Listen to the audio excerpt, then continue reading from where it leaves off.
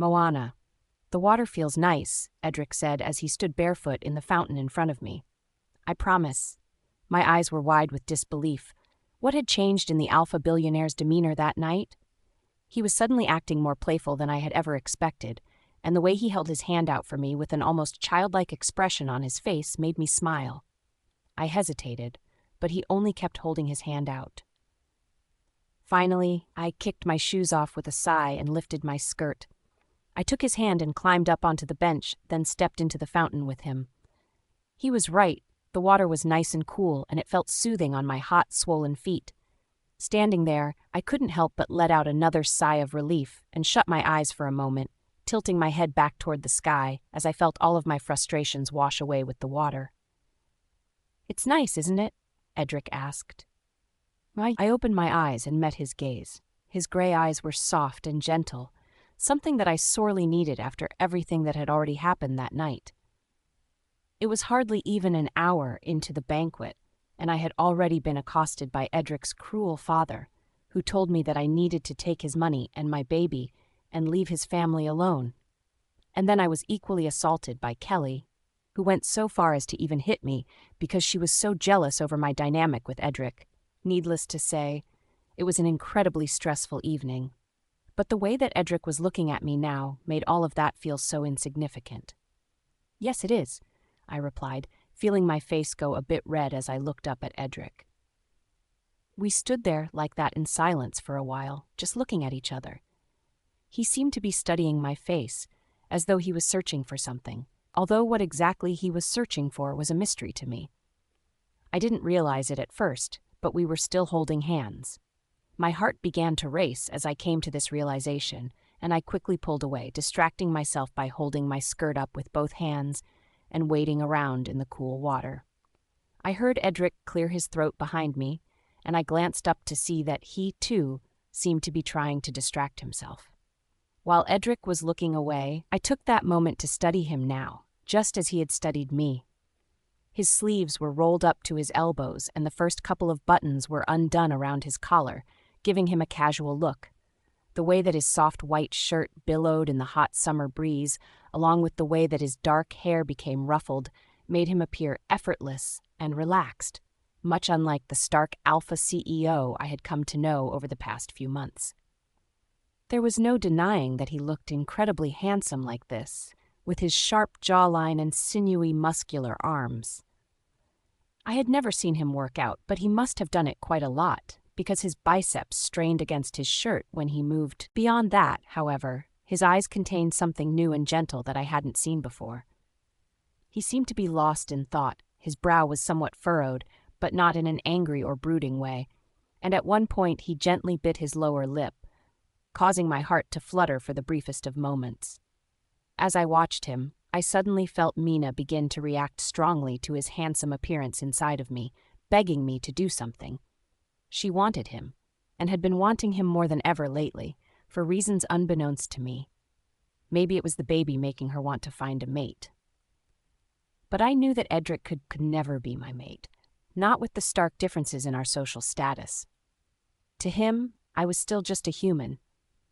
Even if he did find out that I wasn't human, it wouldn't change the fact that I was from an incredibly low social class, and he was from the highest social class possible. If he was going to be with anyone, perhaps it should be Kelly. She was, after all, a wealthy socialite. I was an orphan who was nearly homeless before Edric hired me. I must have been staring at Edric for too long, and he noticed, because he suddenly looked up and met my gaze again. My face went even redder, but I couldn't tear my eyes away. I especially couldn't tear my eyes away when I suddenly saw a mischievous smirk spread across the billionaire's face. Suddenly, without a word, he reached down into the water and he splashed me. I felt my jaw drop. "Edric!" I exclaimed, laughing. "You got me all wet!" Without thinking, I reached down and scooped my hand into the water, splashing him back with even more vigor in retaliation for what he just did to me. Much to my never-ending surprise, Edric only splashed me again, this time harder. We kept going back and forth like this, our laughter growing and floating through the air as we splashed each other more and more. During those moments, I saw Edric smile, truly smile. There was a youthful look to him, as though he was no longer the stressed alpha CEO I had come to know, but was rather the same young boy who slept out here in this very garden when he was a child. And during those moments, I felt an overwhelming sense of emotion wash over me. An emotion that I couldn't quite place my finger on just yet. By this point, we were almost entirely soaked, and both of us were too caught up in the fun of the moment to care. I reached down to splash him again, but then I suddenly felt my foot slip. In an instant, I was falling forward, unable to catch stable footing in the slippery fountain. All of my mirth suddenly melted away, replaced by fear of harming my baby, and my eyes widened as I fell forward. But a pair of strong arms caught me, wrapping around me. He slipped too, and together we went tumbling down into the shallow water. The air was quiet now, replaced by the shocked silence of our mutual fall and the soft sounds of our heavy breathing. I pushed myself up, realizing now that I had fallen on top of Edric, but his hands were still on my waist, holding me, keeping me from pulling away. Something came over me then. I felt Mina begging me to get closer to him, so I did. I kissed him. For an eternal few moments we laid together in the shallow fountain, our wet lips pressed together with a strange sense of gentle urgency. His lips were soft and tasted like heaven, and I felt his hands slide up along my waist, over my arms and up to my face, cupping my cheeks in his palms. During those moments, I was certain that I could stay like this forever. But I couldn't. When we pulled away, both of our faces were beet red. Within a split second, I could see the regret filling Edric's eyes. I felt a sense of regret, too, for what I had done. Not only had I ruined my dress, but I had also made the mistake of kissing a man whose relationship with me was nothing but a ticking time bomb. Sorry," I said, pushing myself away from him and onto my knees. Edric only nodded and stood. Without a word, he held his hand out for me and helped me stand. Neither of us spoke as we stepped out of the fountain, but as it turned out, we didn't need to. Because Verona was standing in the archway, watching us with an open mouth and wide eyes, Moana.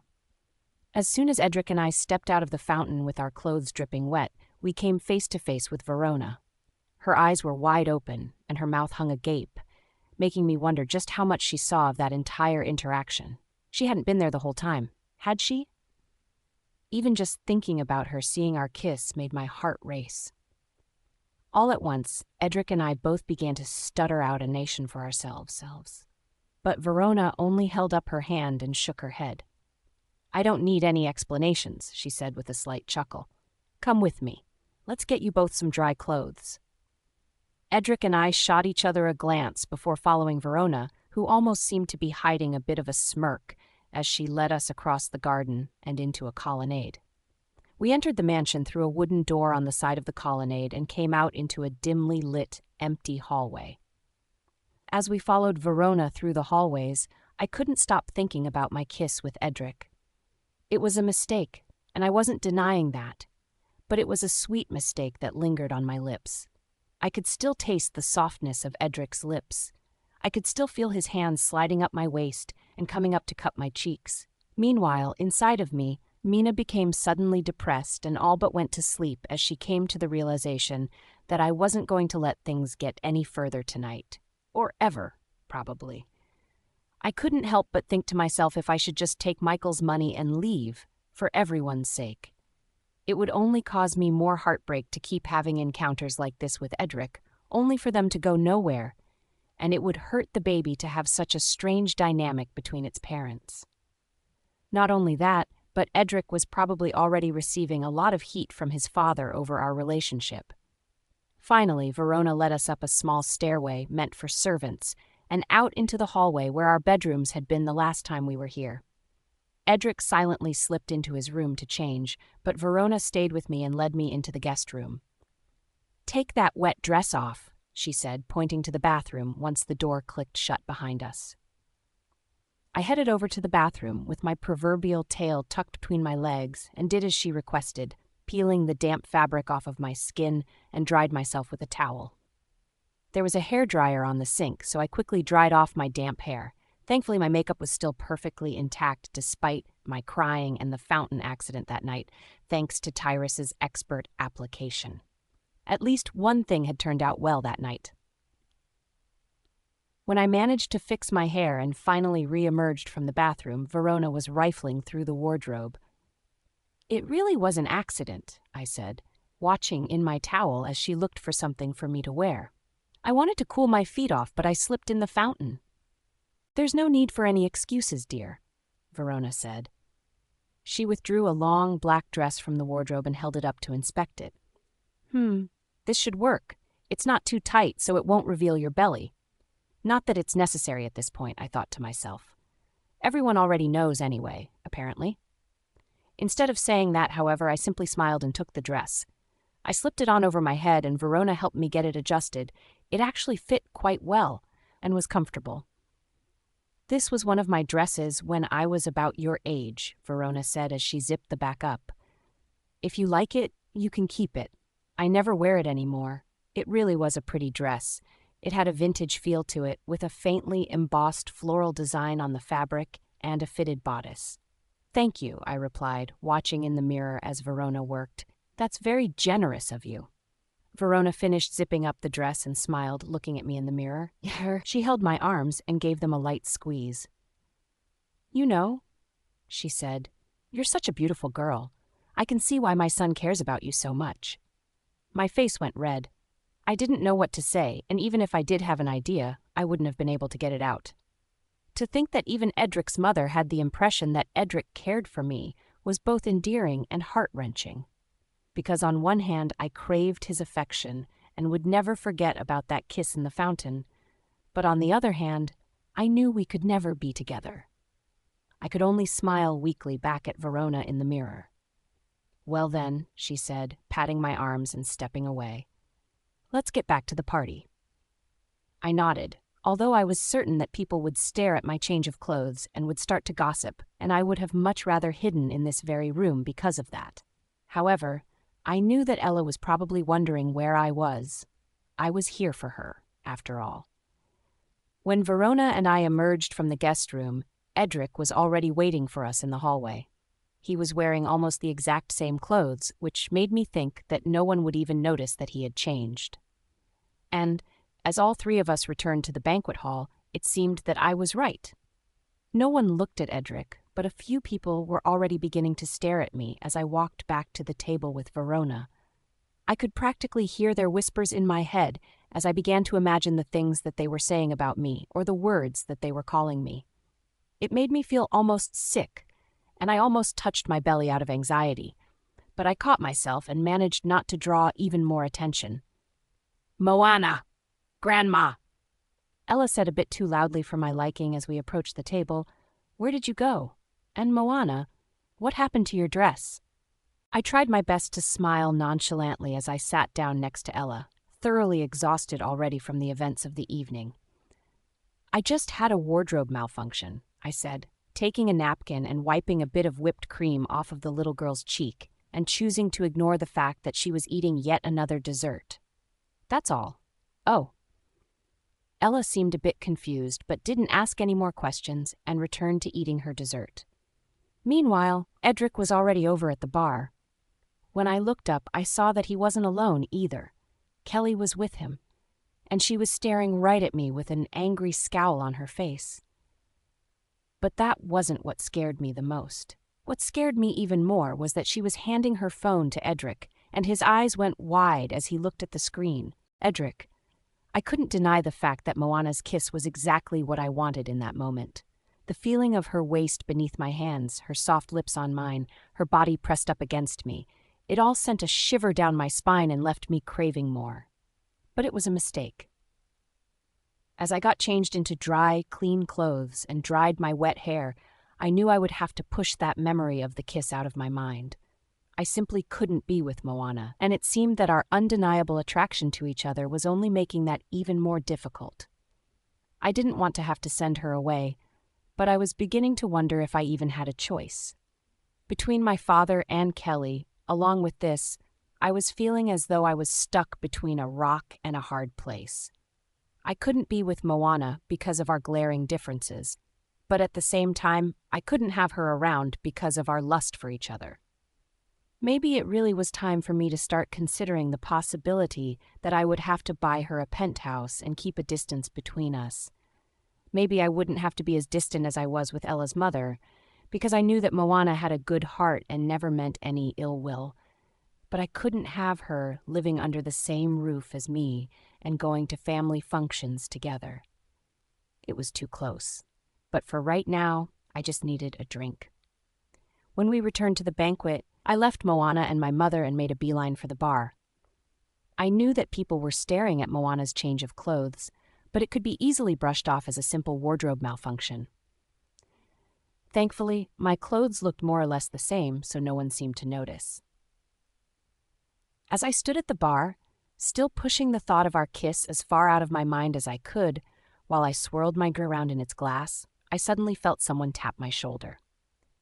When I looked over, Kelly was leaning on the bar next to me, leaning back with her elbows on the bar and looking out at the party. I felt a pit grow in my stomach. Couldn't anyone just leave me alone?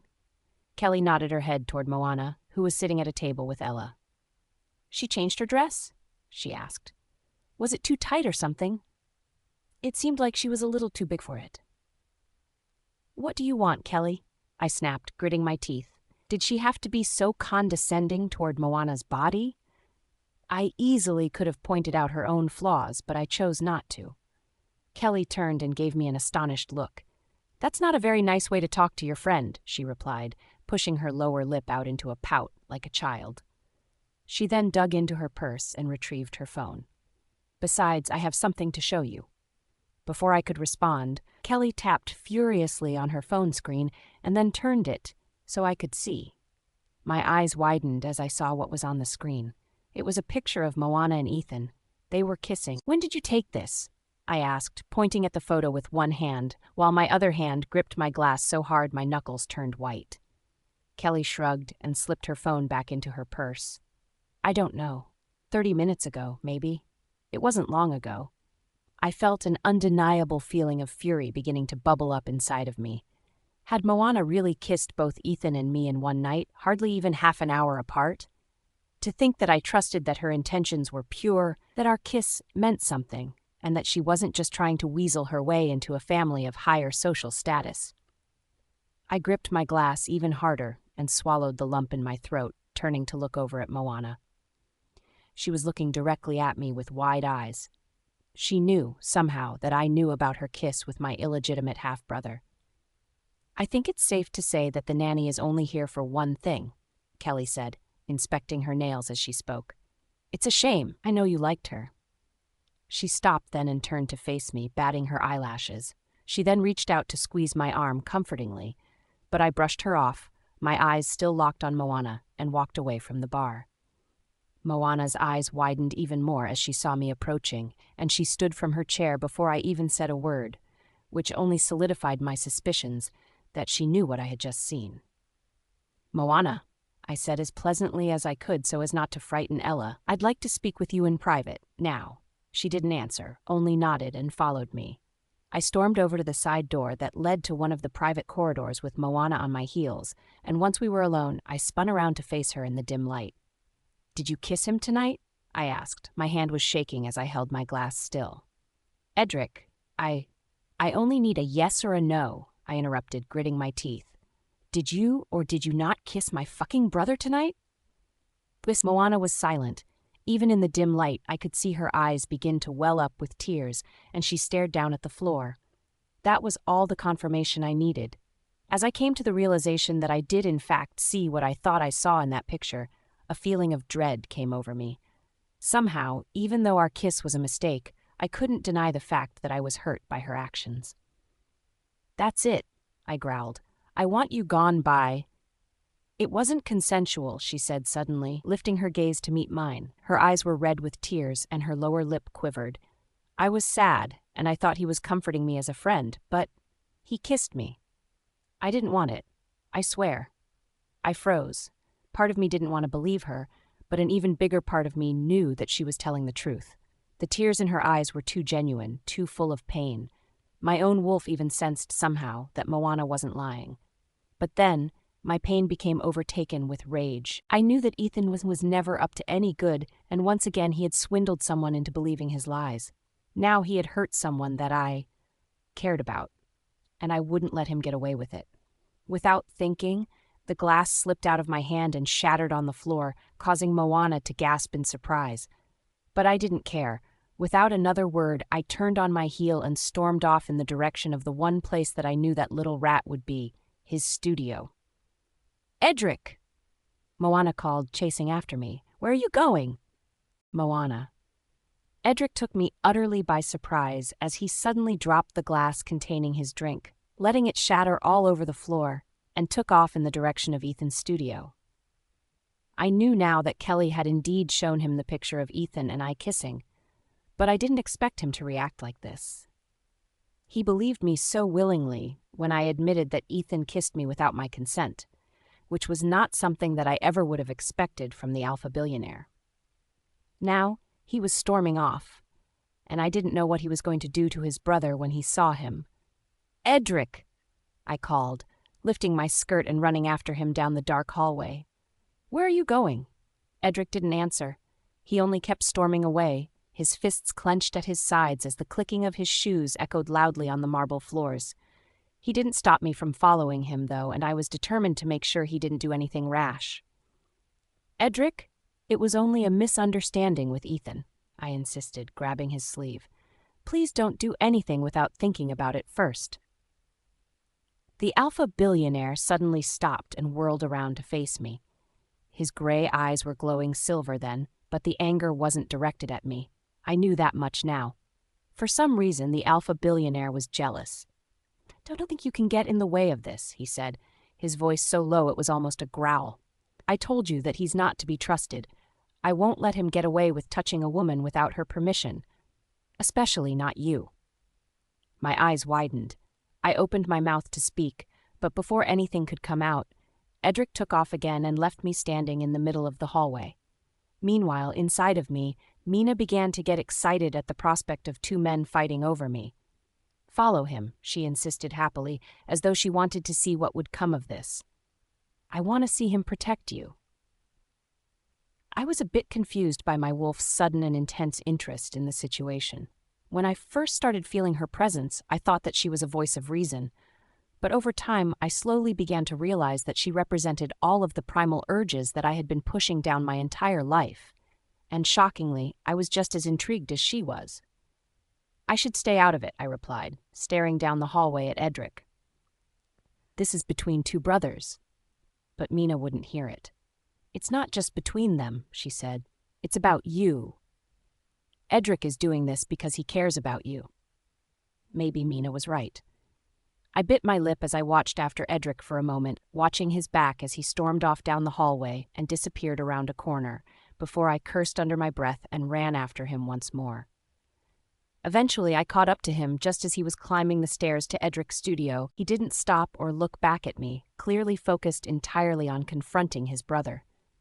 Admittedly, something about his jealousy turned me on in a strange, primal way. I almost felt a little guilty for feeling that way, and tried my best to push that feeling down, but there was no denying it. It didn't mean that I wanted Ethan to be hurt, though. Ethan was still someone who I considered to be a friend, and I wanted to be there to make sure that nothing got out of hand. The door to Ethan's study was open. I saw Edric disappear inside as I made it to the top of the stairs. There were some muffled voices. I quickened my pace, ignoring the pain in my feet from my shoes, and ran up to the door just as the voices began to raise. My eyes widened as I saw that Edric had Ethan pinned up to the wall with a fistful of Ethan's shirt in his hand. Ethan's face was full of shock, but there was something else there. It was faint, but it almost appeared as though he was inwardly mocking Edric, like this was all a joke to him. Or it was almost as though he wanted Edric to come after him like this, but I couldn't be entirely sure. And as soon as Ethan saw me, that look faded and returned to pure shock and discomfort. "Moana, please explain to him." "Don't you dare talk to her," Edric snarled, pushing Ethan harder up against the wall. "Answer my question. What's your motive behind trying to seduce her?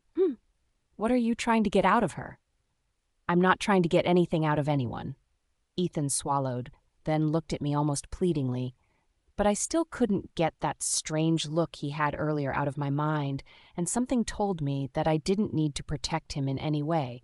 Maybe I was just too shocked, Or maybe it was just an urge to stay out of it to protect my baby. I couldn't be sure. That's a lie, and you know it, Edric replied.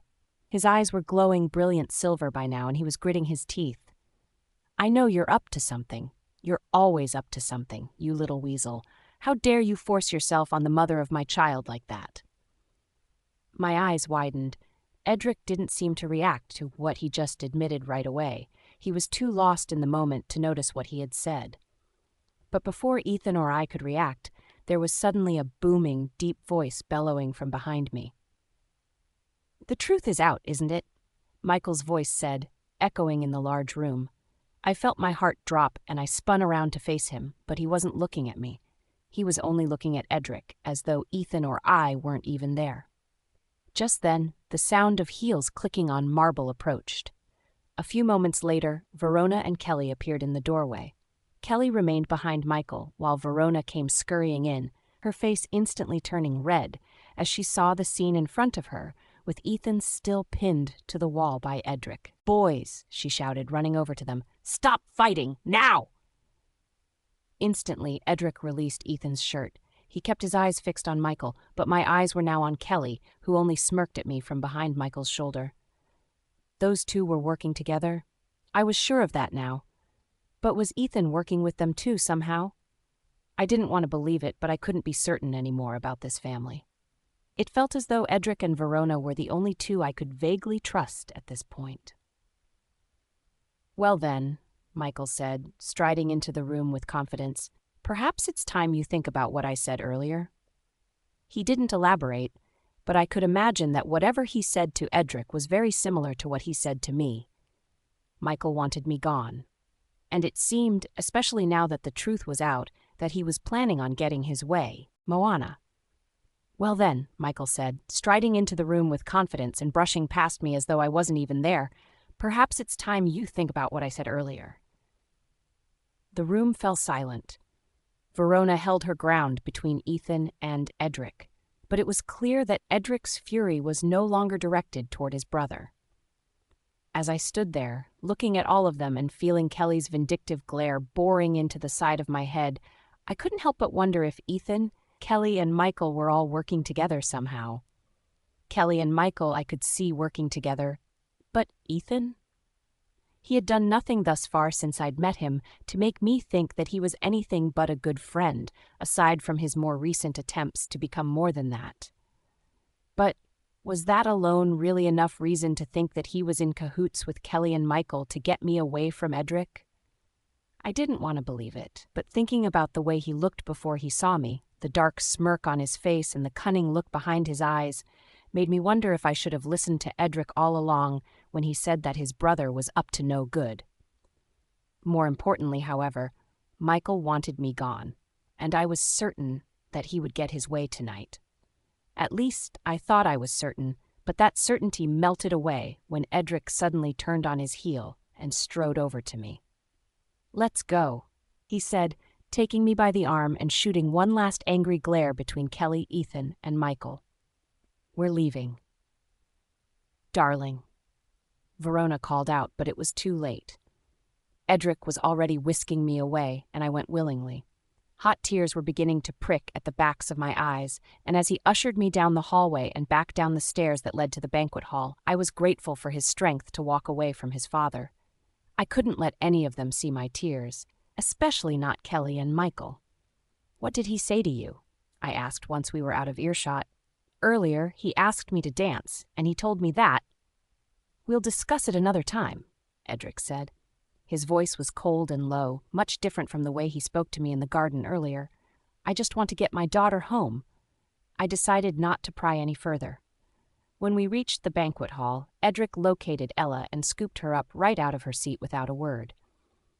"We're leaving, Princess," he said. Ella furrowed her brow as Edric carried her away and gave me a confused look over his shoulder.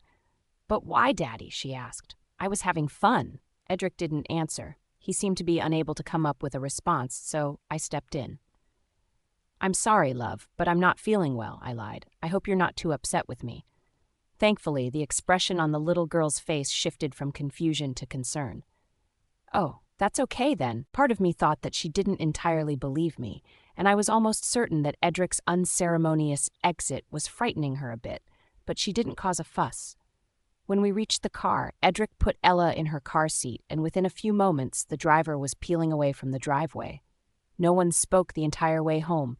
Edric stared sullenly out the window, his jaw set hard and his eyes fixed on the sky. I couldn't stop thinking about what Michael and Kelly must have said to him in private earlier that night. Surely it was within the same vein of what they said to me. Would this be the end of my living situation with Edric? Would I be tucked away neatly into my own, separate home to stay away from the Morgan family? After everything that had happened, I couldn't help but wonder if maybe that would be for the best. Maybe this whole dynamic was really unhealthy. Even if I did reveal that I was a werewolf, it didn't change the fact that I was from a much lower social class than Edric.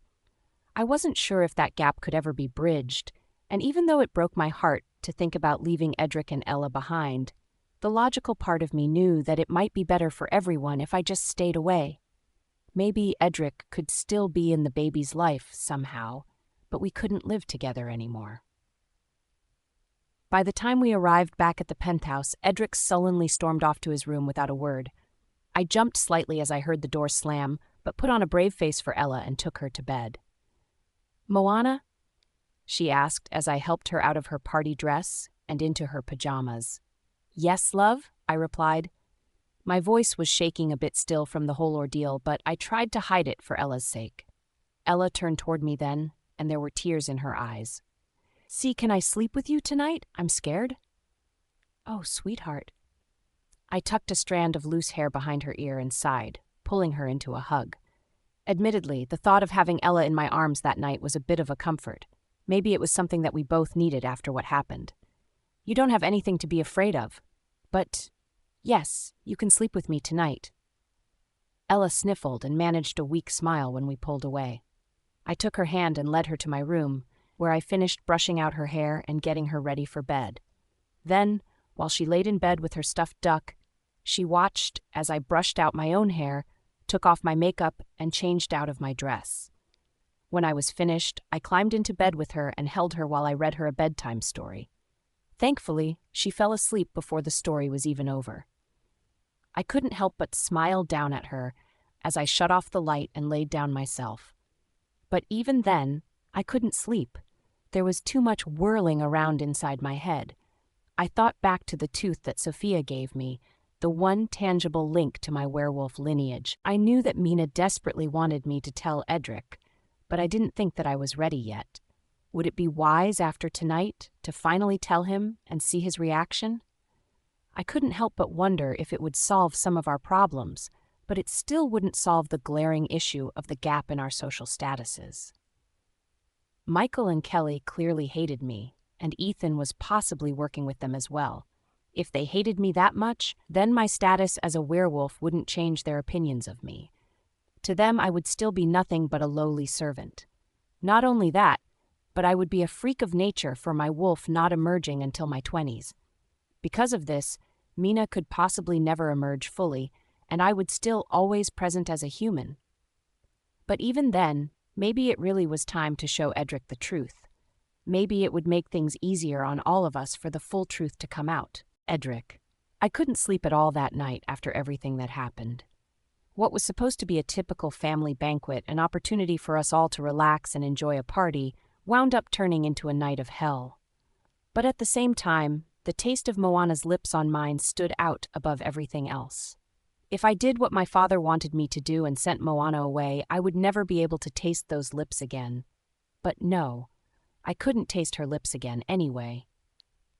It wasn't right. We couldn't be together. Maybe, if I couldn't stop having these thoughts, it would have been better to just follow my father's orders and be done with it. Besides, I had already made a vow to myself that I would never get married or put myself in that vulnerable position with another person. It would only cause Moana pain when she finally realized that I would never be with her like that.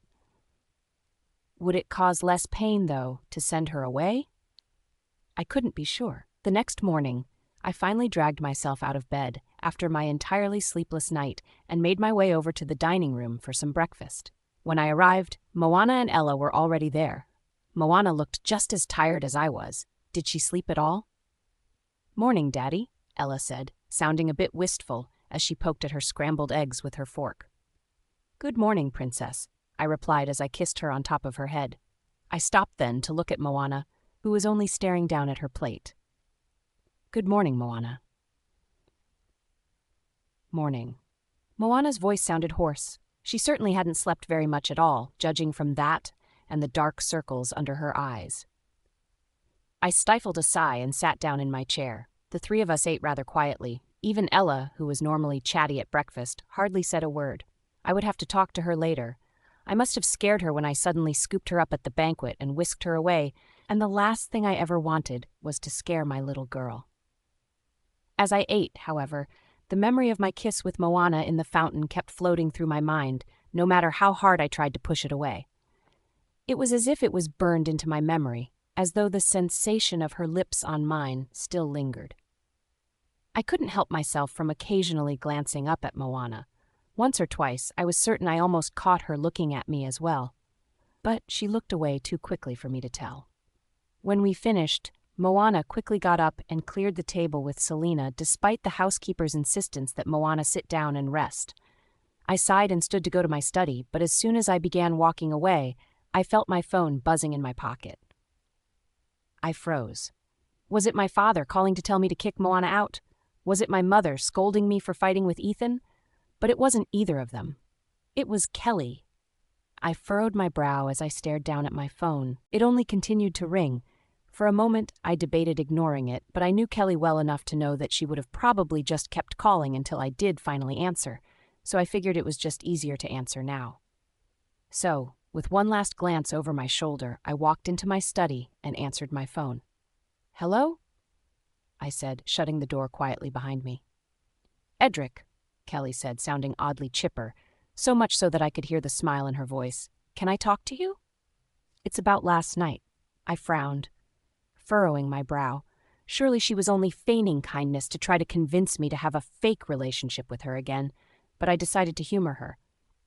Sure, I guess," I replied. "What is it?"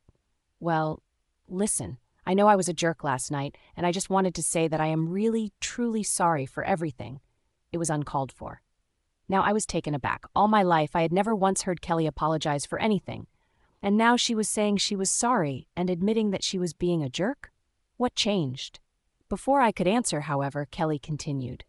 "I also want to say that, while I don't necessarily approve of having a baby with a human out of wedlock, you are still my closest childhood friend, and I want to be supportive, so I'd like to make it up to you." "Kelly, I don't know what to say," I said, stunned by this major improvement in her attitude. Thank you for apologizing." Kelly paused before responding. "So, when is Moana's next prenatal appointment?" she asked. "I want to make it up to her, too. I was thinking that I could take her.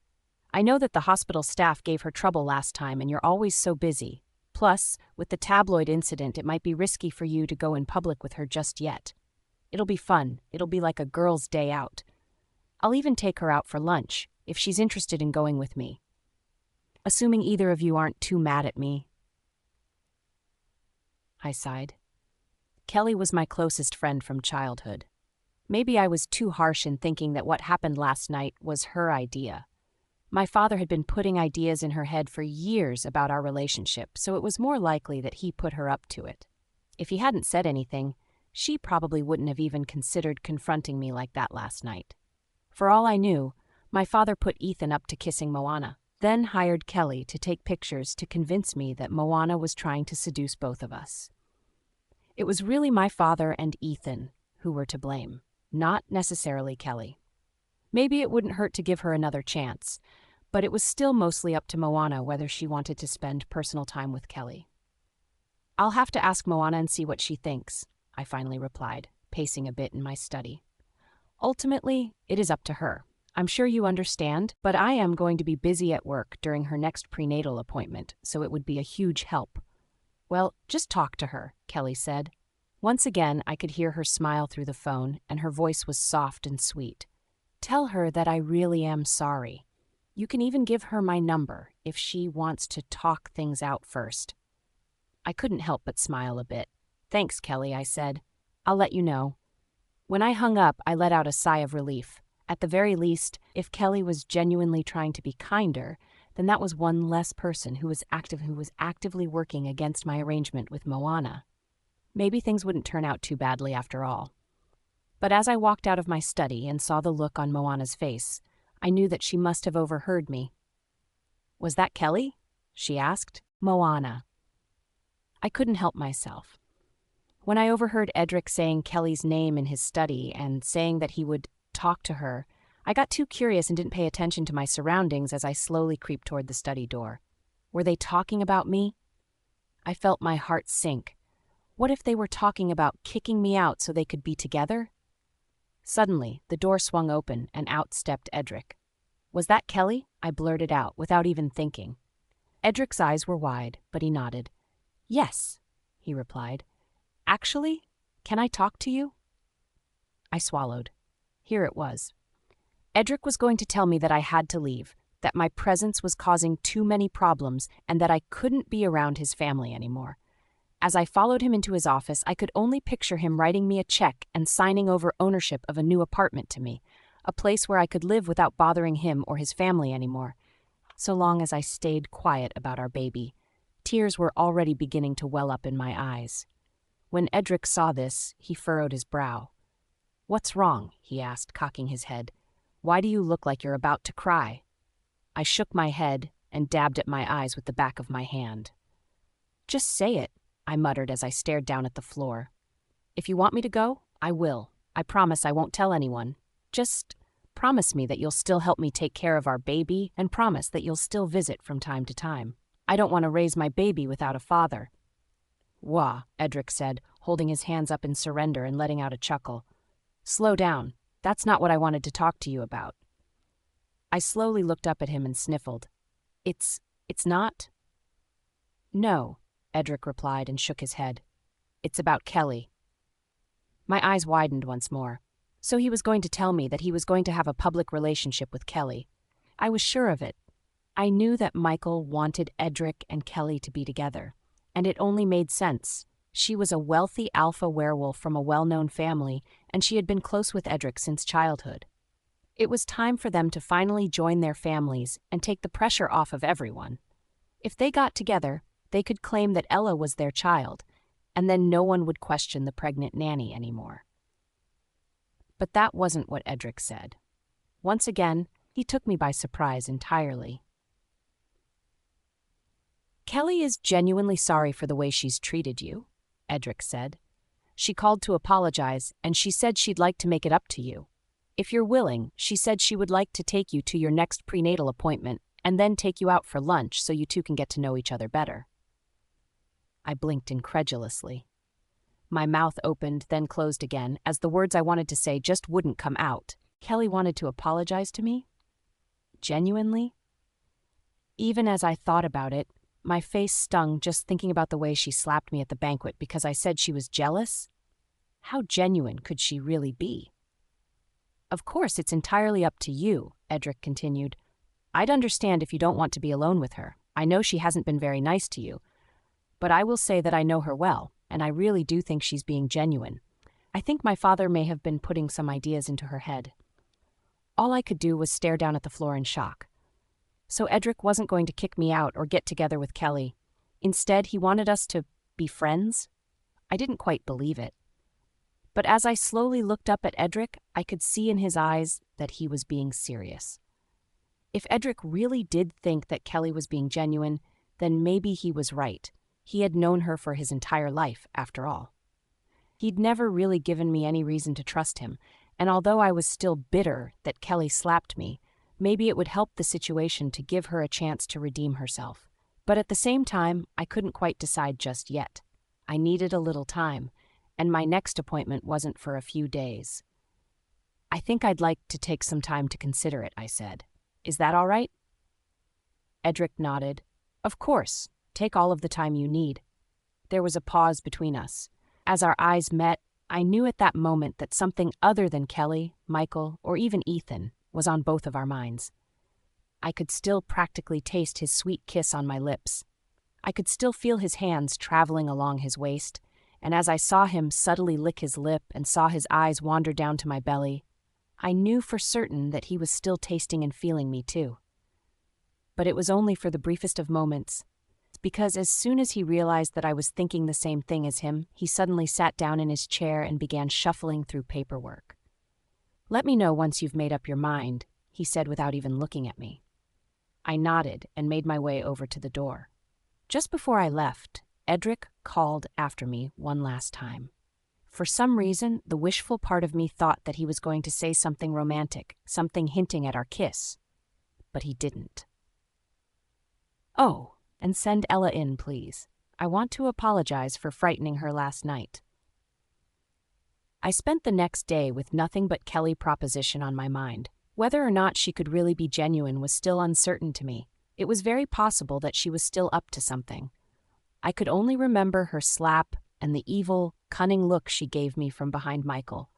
But, at the same time, if Edric was right about Michael simply putting ideas into her head and putting her up to it, then I supposed that made sense. Everyone deserves a second chance, right? However, if I did open myself up to her and she wound up doing something vindictive that would ultimately hurt my baby, I would never forgive myself. Edric had already expressed concern once that Michael would potentially do something to the baby if he found out this early, and it was still early enough in the pregnancy for something to easily be done to end the pregnancy. If Kelly really was working for Michael, then I wouldn't be surprised if he paid her to do something to me and the baby when we were alone together.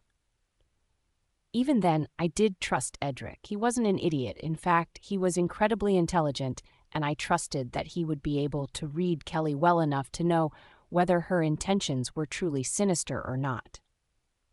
Even though I was still uncertain about it, and even though Mina was even more uncertain about it, I decided to go with Edric's decision and give Kelly a chance.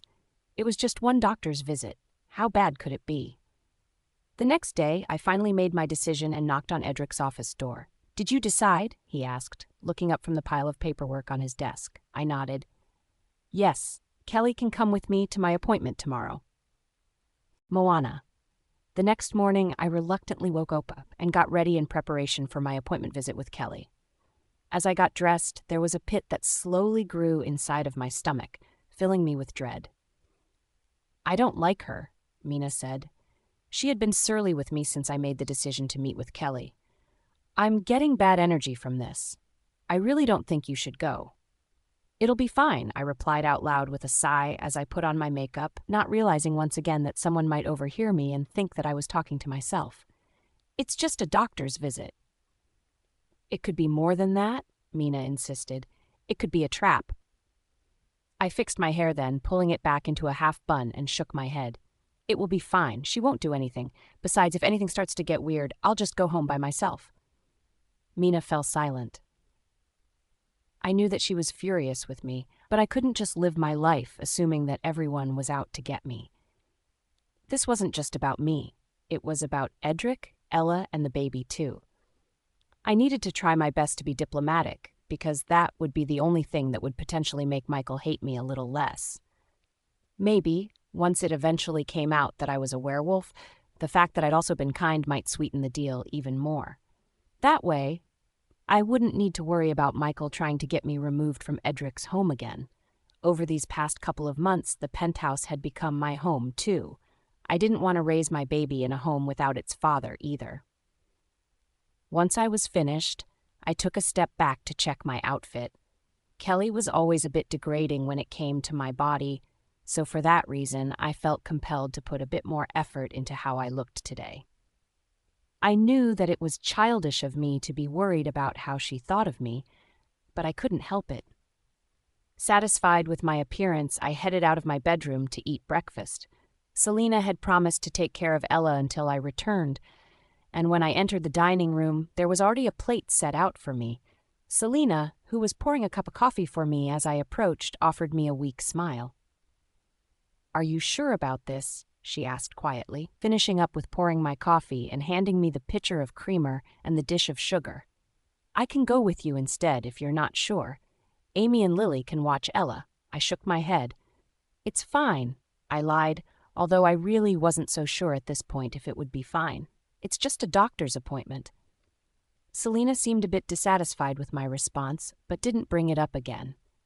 I slowly ate my breakfast, a bit too slowly, in fact, because the elevator doors slid open and Kelly stepped into the foyer before I was even finished. "Hello?" Kelly called. I could hear the sound of her heels clicking on the wooden parquet floors, and I quickly put down my fork and wiped my mouth, swallowing my half-chewed eggs and toast. "In here," I responded, standing. Kelly's head poked through the door. Much to my surprise, there was a warm, apologetic smile on her face without a hint of sarcasm or deviance behind it.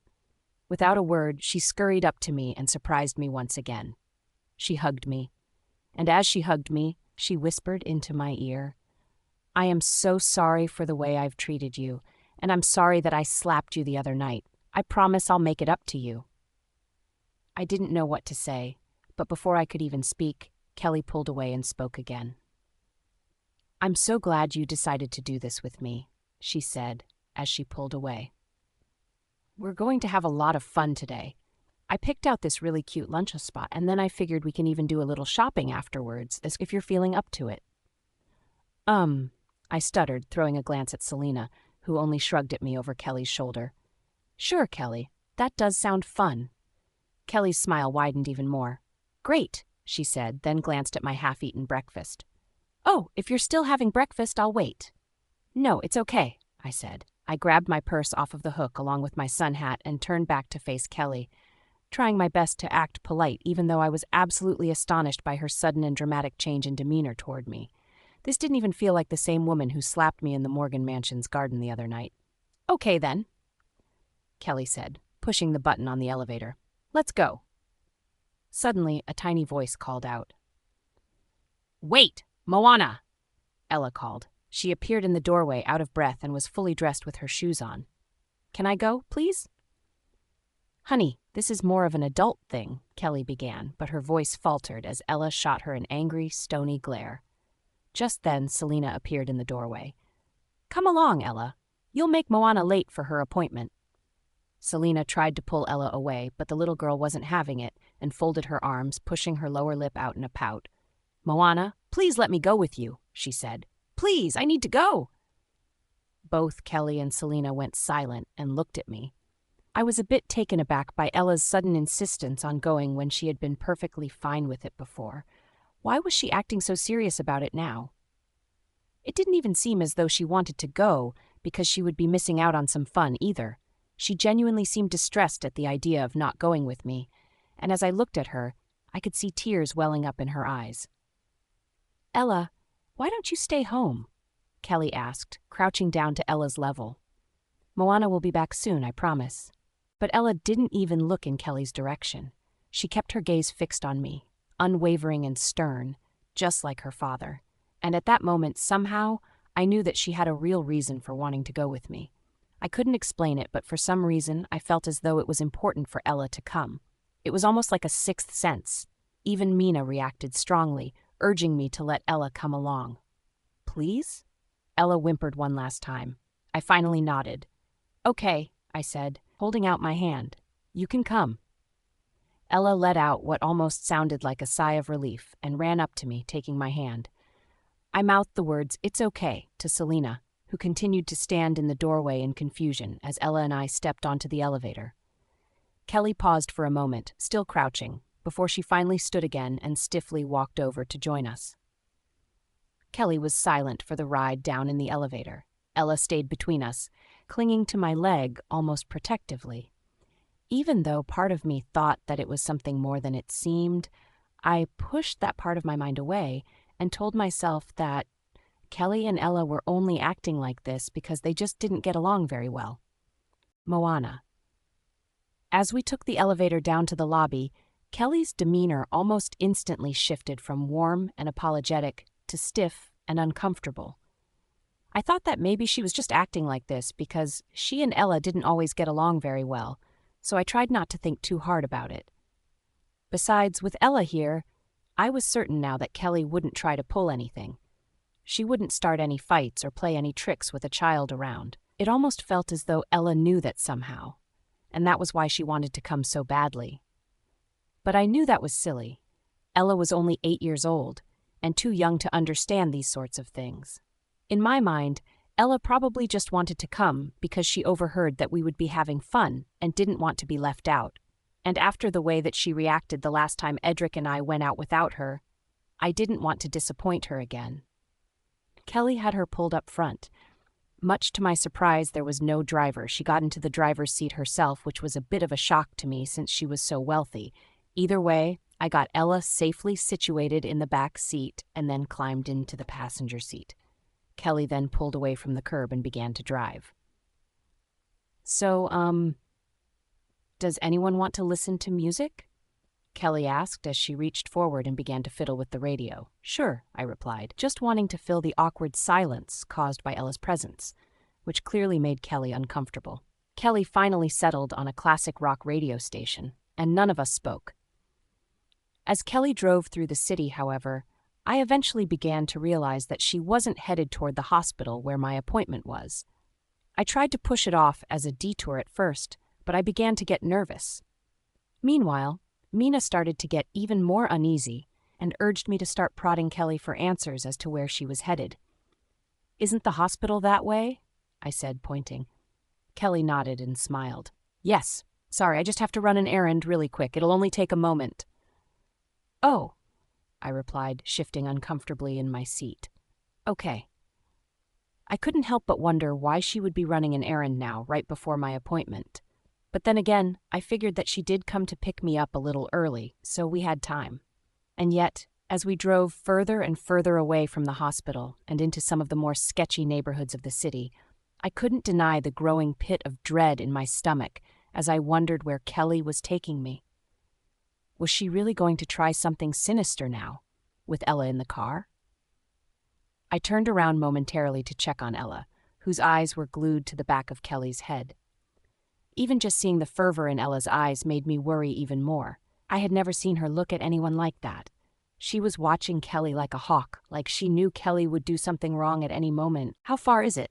I asked with a light chuckle, not wanting to raise any red flags. "Oh, not far," Kelly said with a smile. "We're almost there." I swallowed, sitting back in my seat. My palms began to sweat nervously, and inside of me, Mina was furious. I knew I should have listened to her. But finally, Kelly pulled over in front of a pharmacy and put the car in park. "See," she said, smiling warmly at me. "We're here. I'm just going to run in for a moment, and I'll be right back." I watched as Kelly got out of the car. It was a bit of a relief to know that she was just going to the pharmacy, but at the same time, I wondered why she would be going to such a run-down pharmacy in a sketchy part of town. "Mona?" Ella asked a few moments later, pointing. "Who's that?" I looked up and followed Ella's finger to see who she was pointing at, and when I did, my heart dropped. 3 men in black hoods were headed our way, and as they approached, they split off. 2 of the men went on either side of the car, while the 3rd man stood in front, watching. The men were large, clearly werewolves, and all of them looked equally scary, with face tattoos and sinister expressions. I gulped and tried to lock the doors, hoping that they would just go away, but the locks wouldn't work, and it was already too late. The masked man by my side of the car suddenly swung the door open with a grimace. Ella began to scream as the man hit me upside the head with his fist, making my head reel. While I was too stunned to react, he grabbed me, unbuckled my seatbelt, and yanked me out of the car with so much force that I could hardly even fight back. He was far stronger than me as a werewolf. I was helpless.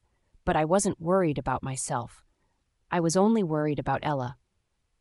"Don't hurt her," I shrieked, struggling against the man as he pulled me away from the car.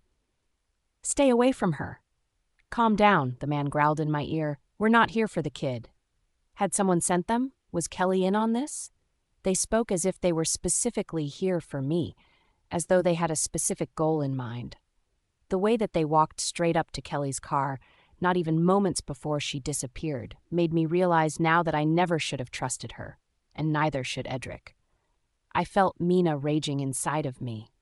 But she still wasn't strong enough to fight back, and I wouldn't have been able to fight against these 3 huge muscular men myself, even with her power. "Who are you?" I replied, sobbing. I tried to struggle harder against the man, but it was no use. He was too strong. He dragged me, screaming, over to the man who was standing in front of the car. I yelled as loud as I could for Kelly, but she didn't come, and even when I screamed for help, no one came. This was not the part of town where anyone bothered to get involved with situations like this. I didn't know what they were going to do, but I was terrified. "Look away, Ella!" I yelled at the car while Ella screamed inside, trying and failing to get the door unlocked. Before, the doors wouldn't lock, and now, she was stuck inside. I kept my eyes on her, begging the men to stay away from her as they zip-tied my wrists. Then, a sack went over my head. I heard the sound of screeching tires and then felt myself being shoved into the back of a van. And all I could do was scream for Ella, praying that she would be safe. I could only hope that Kelly would get her home safely and that Kelly didn't have an equally sinister plan for her. Edric. Everything seemed to be working out, at least for now. Kelly realized the wrong in her ways, and Moana was willing to give her another chance. Maybe now, with Kelly on our side, my father would eventually lose any footing he had before when it came to trying to drive Moana away. I was at work while Moana went to her appointment. By now, she was probably already at her appointment. In fact, she was probably already done and was enjoying a nice lunch with Kelly. I felt relieved to know that those two were making up. Despite Kelly's transgressions and bad attitude over the past couple of years, I always knew that she was still my sweet childhood friend. Maybe she realized that she needed to get her act together and was now working harder to be a better person again. But when my phone rang and I saw Selena's name pop up on my screen, my heart instantly sank. Did something happen with the appointment? Was the baby okay? Was Moana okay? "Hello?" I answered. "You need to come home right now," Selena said frantically, her voice shaking audibly over the phone. "And you need to hurry." "Wait, what happened?" I asked. My mind began to race with a million different things. What if Moana had a miscarriage? What if they got into a car accident on their way to the doctor's office? What if... "It's Moana," Selena answered. Someone took her." My eyes widened. My hand slipped out of my phone and clattered to the floor. My mouth hung open, but no words would come out. I stood there in stunned silence for a few moments, processing in disbelief, before I scooped my phone up and grabbed my car keys. I sprinted out of my office, ignoring the confused looks from my employees, and bolted down the stairs to the parking garage. Someone took Moana? As in, someone kidnapped her? But why? How? Kelly was supposed to be with her. She was just supposed to go to the doctor, get lunch, and come home. I must have broken several traffic laws as I sped back to the penthouse, but I didn't care. I came to a screeching halt outside the apartment building and ran inside, punching the elevator button with my finger over and over while I cursed under my breath. Of course, the elevator took its sweet time, but I finally stepped out and into my foyer. Ella, Selena, and Kelly were sitting in the living room. Selena was holding Ella and rocking her back and forth while Ella sobbed inconsolably. Off to the side, Kelly sat there dabbing at her tears with a handkerchief. "Daddy!" Ella cried, reaching out for me when I ran in. I ran over to her and scooped her up. "What happened?" I asked, my eyes wide and frantic. "It's all my fault," Kelly said through sobs of her own. "I went into the pharmacy, just for a moment, and 3 big scary men came and took Moana out of the car." Ella continued. They put a bag over her head and put her in a big black car and drove away." My eyes widened even further. "Where was this, Kelly?" I demanded, whirling around to face her with Ella still held tightly in my arms. "Where is this pharmacy?" "It's downtown," she replied, dabbing at her tears some more. Down by the Rogue District." "By the what?" I growled. "What the hell were you doing down there?" Kelly didn't answer right away, and that told me all I needed to know. She did this on purpose. I gently handed Ella back to Selena, whose eyes were red with tears of her own, then stormed over to Kelly and grabbed her wrist. Kelly yelped, but I didn't care. I didn't want to scare my daughter even more, so I yanked Kelly away and into my office and slammed the door behind us. "What the fuck did you do, Kelly?" I growled. I stormed up to her, towering over her, and caused her to cower in the corner. "I didn't do anything," she whimpered, holding her hands up defensively. But I knew that she was lying. I could see it in her eyes. She was crying, but there was no real empathy there for what happened to Moana. She planned this all along, and I was sure of it. Fury took over me. I punched the wall behind her, causing her to yelp again and tremble. "That's a lie, and you know it," I said. "Tell me where Moana is." "Oh, okay," Kelly finally said. "I was just trying to pull a little prank, I swear. I wanted to give her a little scare by hiring some rogues to come and shake her up. I just thought that they would bang on the windows or something and scare her a little, but they took it too far." I couldn't believe my ears.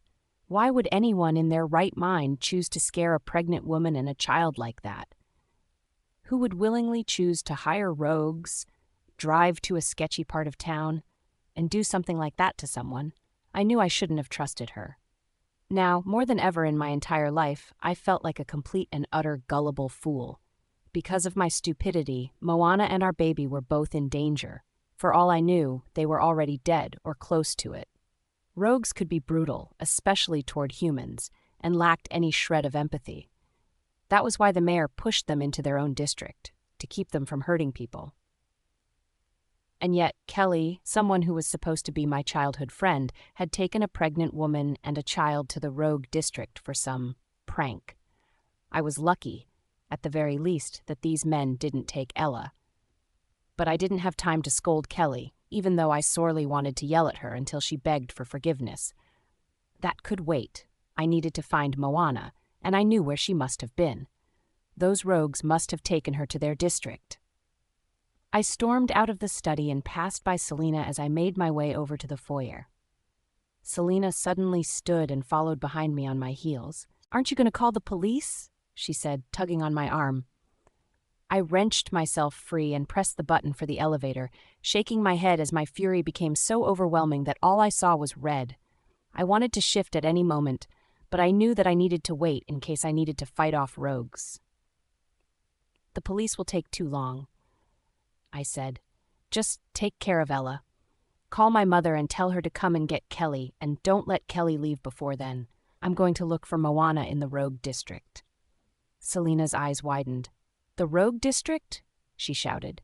There was nothing but frantic worry spread across the old housekeeper's face. "Even as an alpha, that's incredibly dangerous." I merely shook my head as I stepped onto the elevator. "It's more dangerous for Moana," I said as the elevator doors closed. "Edric." Once again, the elevator took far too long to carry me down to the lobby. As soon as the doors opened, I shot out across the lobby and bolted toward my car, ignoring the strange looks from the concierge and maintenance staff. I climbed into my car and sped off in the direction of the rogue district with only one goal in mind: finding Moana. Traffic began to slow me down, but I didn't care. I broke a lot of traffic rules and would likely be pulled over later, but only cared about getting to the rogue district in time. I could pay off the police and use my status to get out of any tickets, but I couldn't use my status and my money to save Moana if she was already dead. I was so furious with Kelly. How could she do this? I trusted her to do the right thing and try to be a better person, and once again, she had failed me. I felt like such an utter fool for letting her trick me. This was far more than a trick. If Moana did wind up getting hurt or killed, then Kelly would certainly go to prison for what she did. I would make sure of it. When I finally arrived at the entrance to the rogue district, I came to a screeching halt alongside the curb and jumped out of my car without a second thought as to whether my car might get stolen or damaged. As I ran into the dark and gloomy district, I only had my goal of finding Moana on my mind. To hell with my car. As long as I found Moana, everything would be okay.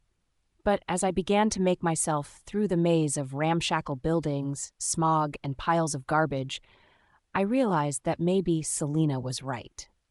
Even as an alpha, the rogue district was an entirely different beast. It wasn't unheard of for werewolves to come to the rogue district and get lost by accident, never to be found again. No one knew exactly what happened to these werewolves that got lost, although there were plenty of ideas: trafficking, murder, drugs. The list could go on, and that was only for werewolves. For humans, a human was even lucky to get near the rogue district without being snatched up and killed or sold off as some sort of commodity. A beautiful woman like Moana would be an easy target for rogues. Even just the thought of the things that they would make her do here made me sick to my stomach and compelled me to run faster in my search for her. Looking for something? Handsome? A woman cooed from an alleyway. I ignored her at first, but then stopped and turned to face her. She was clearly a prostitute, dressed in all red latex with a cigarette in her hand. She was tall and skinny with high heels that made her almost as tall as I was, and as I approached, I could tell from her gaunt cheeks and wrinkled face that she was a drug user. "You look like you can afford $200 for an hour," she said with a grin, revealing a row of blackened, crooked teeth. I grimaced and shook my head, but pulled out my wallet anyway. I pulled out a wad of cash. I didn't even bother to count how much it was, but it was thick, so it had to at least be a few hundred, and held it up for her. The woman went to snatch it, but I jerked it away. "I'm looking for someone," I said, holding the cash out of reach. "A woman, long red hair and freckles, and she's pregnant. She was last seen being forced into a big, black car by 3 men wearing all black." With a frown, the woman shook her head. "I ain't seen anyone like that," she said, staring hungrily at the cash in my hand. I sighed and went to put the cash back in my wallet, but before I could, the woman suddenly spoke up. "Wait," she said, dropping her cigarette. "I did see a big black car drive in here a couple hours ago. It went that way." She pointed her long, bony finger down the street. When I looked at her, I couldn't be exactly sure how truthful she was being, but I knew that she was my only choice right now. Finally, I tossed the wad of cash at her. "Thanks," I said, walking away while the woman greedily counted her money. I kept going in the direction that she pointed. As I walked past the gaggles of meth heads and homeless people, I began to feel a new level of disgust for this city. The mayor was really allowing this? Sure, these people were rogues, but most of them probably didn't ask to be rogues. I knew it was bad, but not this bad. Either way, I couldn't stop and think about it. I picked up my pace and began to run again, focusing on finding Moana even as the sky began to darken and rain began to pour. The only thing I cared about was her safety. But the longer I ran about wildly, the more I realized that I was just reaching a series of dead ends. This district was massive. I would never find Moana like this. I cursed out loud as I ran, feeling my heart start to sink as I imagined Moana becoming one of the poor souls who got trapped here against their will. It made me so sick I thought I would throw up, but I still kept running, praying somehow that I would turn a corner at any moment and find her standing there. But I never did, until a sweet, intoxicating scent suddenly filled my senses and made me stop in my tracks. I sniffed the air, my eyes widening.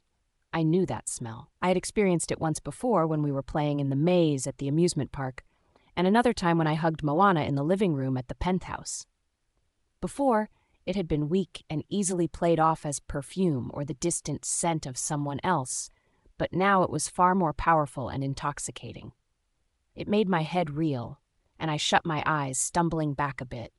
When I opened them again, I could feel that my eyes were glowing as my own wolf awakened. Somehow, we both knew that this was our mate's scent. But that wasn't just it. It was Moana. It was her scent. I didn't have time to stand there and ponder how she had a scent as a human. All I knew was that I had to follow it if I wanted to find her. I immediately began sprinting in the direction of the scent, letting it guide me down streets, around corners, and through alleyways.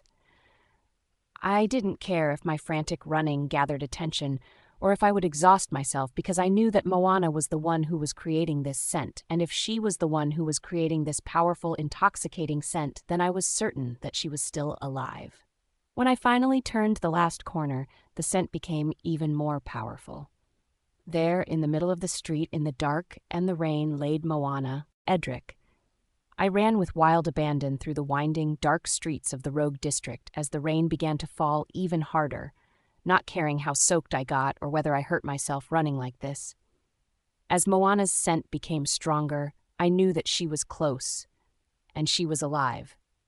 Finally, I managed to find Moana thanks to the powerful scent she was emanating, and I felt a weight lift off of my chest. But I couldn't be entirely certain that everything was okay just yet, because she was laying on the ground in the middle of the street, unconscious and curled into a ball. And she wasn't alone either. There were rogues surrounding her. I prepared to fight them as I ran up to Moana, but to my surprise, they didn't seem to be going after her. Instead, they were backing away from her in fear, clinging to the walls of the buildings around them and hissing and snarling angrily. Somehow she was repelling them, and I knew it had something to do with her scent. "Moana," I murmured, feeling a wave of relief wash over me. I ran up to her and crouched down, checking to see if she was alive, as I muttered worriedly under my breath. Come on," I whispered. I pressed my fingers to her neck and let out a sigh of relief when I felt a pulse. Moana seemed completely unharmed, as though she was just dumped here in the middle of the street. At least, that was how it seemed on the surface. But as I crouched by her, her scent quickly faded. The rogues, having regained their confidence now that her scent disappeared, began to close in on us from all sides. "Hey, her scent's gone!" one of the rogues suddenly exclaimed in a disbelieving voice. One of the other rogues chuckled, his face hidden by a large black hood. "Finally," he said, showing only his grin beneath his hood. His teeth were black, and each of them had been filed into a point. It made me sick. "Dinner is served, boys." There was no other way out now, so I knew I would have to fight them off. I let out a sigh, feeling more inconvenienced than anything. I stood, letting my wolf finally take over, and felt myself shift. The rogues, however, shifted too, and there were 3 of them, whereas there was only one of me, but I was determined to protect Moana with all of my strength, and fighting had always been one of my strong suits. Without a moment of hesitation, I decided to do whatever it would take to protect Moana and our baby. I felt my wolf's power surge through me as I charged at the rogues, causing them to scatter momentarily. One rogue came up behind me and attempted to ambush me, but I knew he was coming and easily beat him off, sending him scampering away with blood dripping from his face. Another rogue, the one that had the sharpened teeth in his human form, tried to come at me from the side then. I felt him crash into me, knocking me off my feet and sending a bolt of pain shooting up my ribcage. I quickly swallowed the pain, jumped back up, and lunged at him. We grappled for a few moments in a fury of snapping teeth and sharp claws before I finally got beneath him and kicked as hard as I could, throwing him with even more force into the wall of one of the buildings. The rogue whimpered as he laid on the ground. The brick cracked behind him from the impact before he went limp. That was 2 rogues, but there had been 3. I spun around then to see that the final rogue, a smaller and scrappier one, was hungrily sniffing at Moana. A low, thunderous growl rumbled in my throat as I stalked closer to him. At the same time, a loud lightning strike lit up the sky. The rogue slowly lifted his head, his dopey eyes shifting back and forth. When he realized that he was the only one left and that his leader was possibly even dead, he quickly turned tail and ran like a coward without even a moment of hesitation. For a moment, I just stood there, waiting for more rogues to come. But thankfully, none did. Any rogues who were watching and considering trying to get to Moana likely realized that they wouldn't stand a chance against an alpha, and we were alone again. Once I was certain that it would be safe, I approached Moana again and leaned down to nudge her with my muzzle. I was relieved once again to feel her flinch in her sleep. She was still alive, but there was no more time to waste. More rogues could get brave soon, and Moana was already soaked from the rain. I had to get her out of here before anything else stood in our way. Now that the rogues were taken care of, I quickly shifted back then and scooped Moana up off the ground. The rain was coming down even harder now, and Moana was still unconscious. I saw her eyelids flutter slightly as I picked her up. She mumbled something under her breath, but it was incoherent, and I didn't have the time to be deciphering her half-conscious utterings. I didn't know exactly what happened to her when I found her. She needed to be seen by a doctor, not only for her own health, but for the baby's health. Quickly, I began to run. The rogue district was a maze, but I was somehow able to retrace my steps as I raced through the streets with Moana safely in my arms. When we finally made it back to the car, Moana was a little more conscious. "Edric," she whimpered, reaching out for me as I laid her down in the back seat. I was so scared. "I know," I said, swallowing hard. "It's okay. I'm here." I then climbed into the driver's seat and began to speed off toward the hospital. As I drove, I kept looking at Moana in the rearview mirror, petrified that she had gotten too hurt and that she would pass out again or even die at any moment. But thankfully she seemed okay, shaken up and exhausted. but okay. There wasn't a scratch on her, except for a bruise on her arm, where I assumed that one of Kelly's hooded men grabbed her. Moana's scent didn't return just yet, but my wolf, Eddie, had been able to experience the scent long enough for him to recognize exactly what it was. "She must be our mate," Eddie said, his voice echoing through my skull. "I know it from her scent." I couldn't help but smile a bit as I drove. I took one last look at Moana, who was rubbing her head as she laid in the back seat, and felt relief wash over me. Even though I could already feel my own temperature rising from exhaustion and from the rain, I didn't care. I was just happy that I found her. "I know," I replied, looking back at the road. I wasn't at all surprised that Moana was my mate. Ever since I had met her, I knew deep down that she was too special to just be a regular human. Moana. When the 3 hooded men came and ripped me out of the car, the only thing on my mind was Ella's safety. Even as they zip-tied my wrists, put a sack over my head, and shoved me into a van, then sped off with me as their hostage, I only thought about Ella. If anything happened to her, I would never forgive myself. The men were speaking to each other in hushed tones, which I could hardly hear over the sound of the car speeding and my own heavy heartbeat. "Where are you taking me?" I shouted, struggling against the zip ties around my wrists. "Shut up." One of the men smacked the side of my head through the sack, causing me to see a flash of light and leaving my head reeling. It wasn't hard enough to leave any lasting damage, but it still hurt. It scared me and made me whimper out of fear, but even then I kept prodding for answers.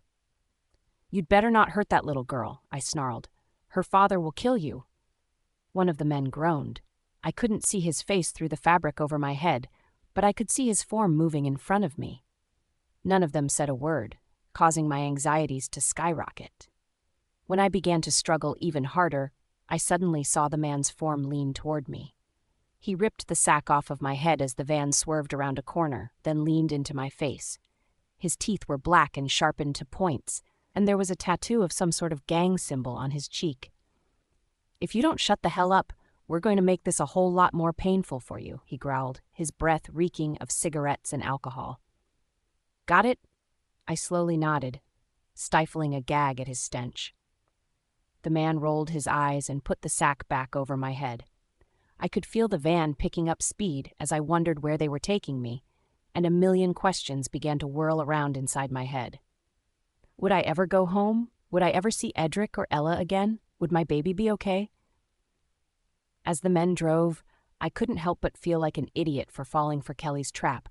Surely she planned this all along. This was all her doing. I knew she was up to something as soon as she started driving in the opposite direction of the hospital. I never should have let Ella come along either. In fact, I should have stayed at home with Ella as soon as I saw how Kelly's demeanor changed as soon as Ella appeared. I should have known that something was wrong, and I should have trusted Ella's sixth sense. Clearly she knew that something bad might happen, and I should have followed her instinct. But I didn't, and now I was not only in danger, but Ella may have been in danger too. I could only hope that Kelly would at least do the right thing right away and take Ella home, rather than pulling some other trick on the little girl. Suddenly, the van came to a screeching halt and caused me to lurch forward where I sat. I heard the sound of a door opening, and then one of the men grabbed me roughly by the arm. There was no way for me to get my footing as he dragged me out of the van. My foot slipped and I tumbled to the ground with a whimper, but he didn't care.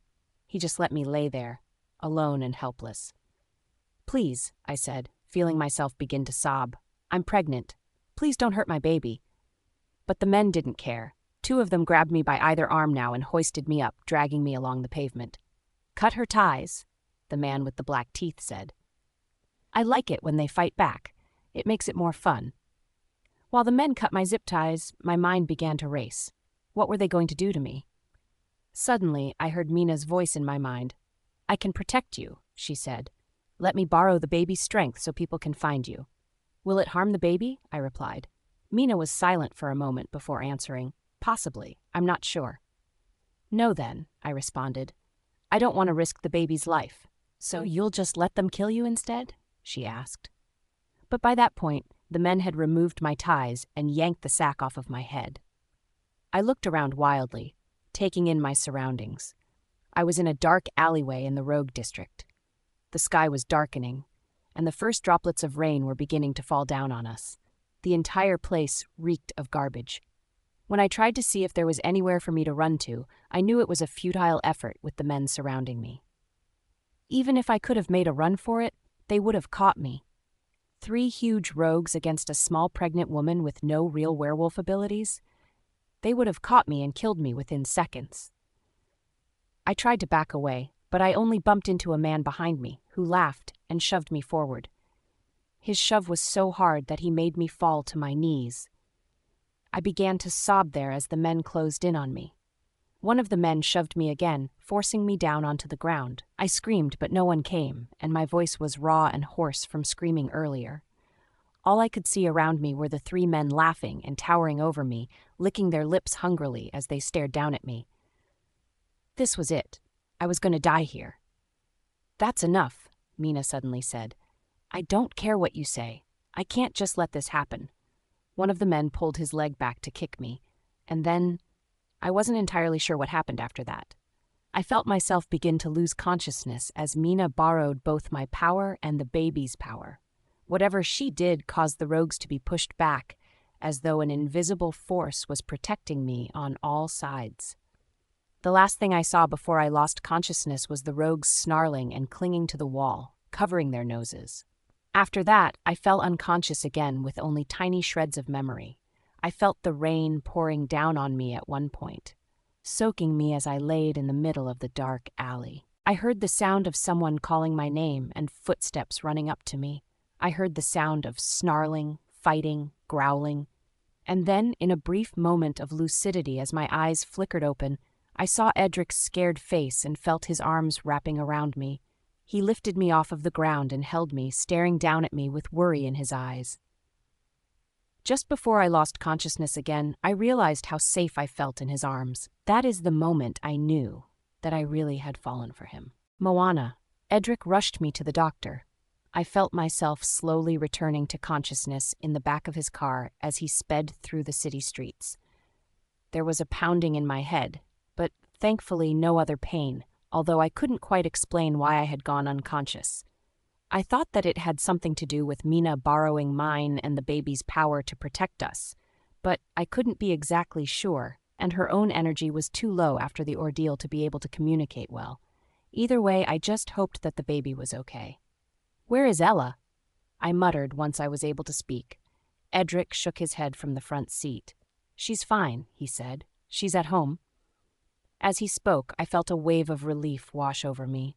I was glad to know that Kelly hadn't done anything sinister to Ella, but at the same time, thinking about Kelly reminded me of the fact that I was fairly certain that this was all her plan.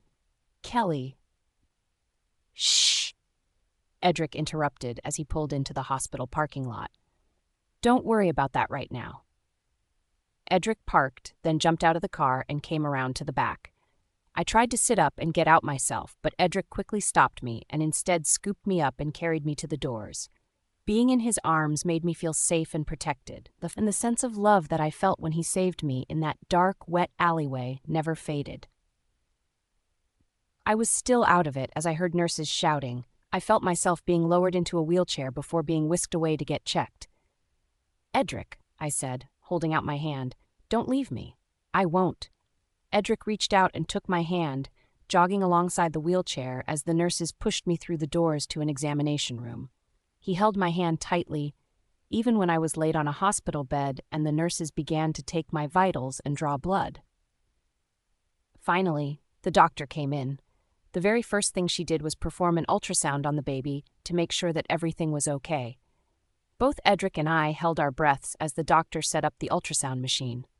"What happened?" the doctor asked, concern drawn across her face. It was the same doctor from before, the one who did my first ultrasound. "It's a long story," Edric said. His hand was still wrapped tightly around mine, and as he spoke, he looked down at me with worry in his eyes. He gently reached up and brushed some hair out of my face as he gazed down at me. During those moments, the look in the alpha billionaire's eyes was unlike anything I had ever seen before. It almost felt as though the cold, indifferent CEO died in that dark alleyway, replaced by only warmth and love. His eyes searched my face worriedly, only finally tearing away once the doctor began to examine my belly. But Edric's hands stayed intertwined with mine. "Let's see," the doctor muttered to herself, pushing the probe around on my belly until a smile finally spread across her face. "There's your baby," she exclaimed, turning the screen so we could see the tiny little thing growing inside of me. "Healthy as can be. We'll just wait for those blood test results to come back, and then you can go home if you want. But if you'd rather stay here for the night, just in case, we can prepare a more comfortable room for you." Edric opened his mouth to speak, but I knew what he was going to say. He was going to suggest that I spend the night in the hospital, and I didn't want to do that. I shook my head vehemently. "I want to go home," I said sternly. "But," Edric began, but I cut him off. "I'm going home." The doctor chuckled. "She'll be fine, Mr. Morgan," she said as she wiped the ultrasound jelly off of my stomach with a towel and helped me sit up. "I'll go look at those blood test results right now. Be back in a jiffy." When the doctor was gone, Edric's shoulders slumped. He let go of my hands for the first time and passed a hand over his tired face, pacing over to the window and peering out worriedly. It was as though he expected the rogues to suddenly show up and attack me again. When he turned back around, I could see that there were already big, dark circles forming under his eyes, and his face was ghostly white. He looked sick. "Are you all right?" I asked worriedly. "You don't look well." Edric shook his head. "I'm fine. Just tired, that's all." His voice sounded gravelly and strained, as though he really was suddenly getting sick, but I decided not to pry any further. By then, the doctor had already returned with a smile on her face. "The blood tests came back perfectly normal," she said. "In fact, both you and the baby are incredibly healthy. You and the baby both seem to be very well taken care of." Edric let out a huge sigh of relief. The doctor looked over at him and furrowed her brow. "I'd really appreciate it if either of you would tell me what exactly happened," she said. "You missed your appointment, and now you show up and you're both soaked and covered in mud." The alpha billionaire opened his mouth to speak, but closed it again. He seemed too stunned still from the whole ordeal to speak, but I knew it was necessary for the doctor to know what actually happened. "It was rogues," I said, feeling my voice shake, and seeing the doctor's eyes widen as I recalled the horrible experience. "I got attacked by some rogues." The doctor's face went pale. She was silent for a moment, looking back and forth between Edric and I, before she finally spoke again. "Well, in that case, you're very lucky," she said. "For someone who was attacked by rogues, there's hardly a scratch on you." I nodded, feeling a lump rise in my throat. Just then, I finally felt Mina's presence for the first time since the attack. She felt weak after the ordeal, but was there at the very least. Admittedly, I was a bit mad at her for taking the baby's energy to ward off the rogues, but it had turned out okay in the end. Because of her, the rogues couldn't even get close to me for some odd reason. As we drove home, with strict orders from the doctor for both of us to rest in bed for at least the remainder of the day, Mina's presence strengthened. Finally, she was able to explain what happened. "Tell me what happened," I said to her in my head. "Why were the rogues so repelled by me?" "I only used a bit of the baby's energy to release a scent so Edric could find you," Mina explained. "Beyond that, I'm not exactly sure. In those moments, I don't think it was only the scent. I think that the baby protected you from being harmed." As Mina explained what happened, I could feel butterflies begin to form in my stomach. I put my hand over my belly protectively as I stared out the window. But then I felt Edric's hand slide over to my leg and hold it tight. I looked over at him to see him driving with his eyes fixed solemnly on the road ahead. And as I looked at him, feeling his hand on my leg and feeling my belly that contained my healthy baby beneath my own hand, I felt incredibly lucky that Edric found me. Edric. As I drove Moana home from the hospital, I was too stunned by everything that had happened to even notice that I was holding her leg until we finally pulled up to the curb. I paused for a moment, my eyes searching Moana in the passenger seat as my heart pounded in my chest, before I finally pulled my hand away and got out of the car. While we took the elevator up to the penthouse, however, I couldn't help but want to be as close to her as possible. Knowing now that she was my mate, I didn't want to let her out of sight for even a moment. "Moana! Daddy!" Ella exclaimed as the elevator doors slid open. She practically leaped up off of the couch and flew to us. Moana, with tears streaming down her cheeks, crouched and pulled Ella into a tight hug. "I was so worried about you," Ella cried into Moana's shirt. "I cried and cried all day." "It's okay, love," Moana said. "I'm okay, and so is your daddy. He's my hero." Ella smiled up at me then. At some point I would have to tell her the story of how her big, strong dad saved Moana, but for now I needed to make sure that Moana was okay. Not only that, but I felt my own temperature beginning to rise. I had begun to feel sick from the exhaustion in the hospital room, but somehow managed to hold myself together. Now, however, I felt like death. And of course, the nanny noticed this when she looked up at me. So did Ella, but Moana quickly sent her away to be with Selena again, who was standing in the doorway with relief washed across her face and tears in her eyes. "You look like hell," Moana said, taking me by the arm. "You need to lie down." I shook my head, but Moana persisted and pulled me toward my bedroom. Even when she had just been through hell herself, she was still fully focused on others. I loved that selfless side of her, but at the same time it made me worried that she wouldn't get enough rest of her own. When we made it into my room, I watched as Moana scurried over to the bathroom. I heard the bathtub start to run, and when she re-emerged, she stared intensely at my dirty clothes. "You should get out of those wet clothes and take a hot bath," she said, placing her hands on her hips. I couldn't help but chuckle, but even chuckling sent me into a coughing fit. "Don't you need to get clean, too?" I asked once I finished coughing. I gestured to her clothes, which were even more dirty and wet than mine.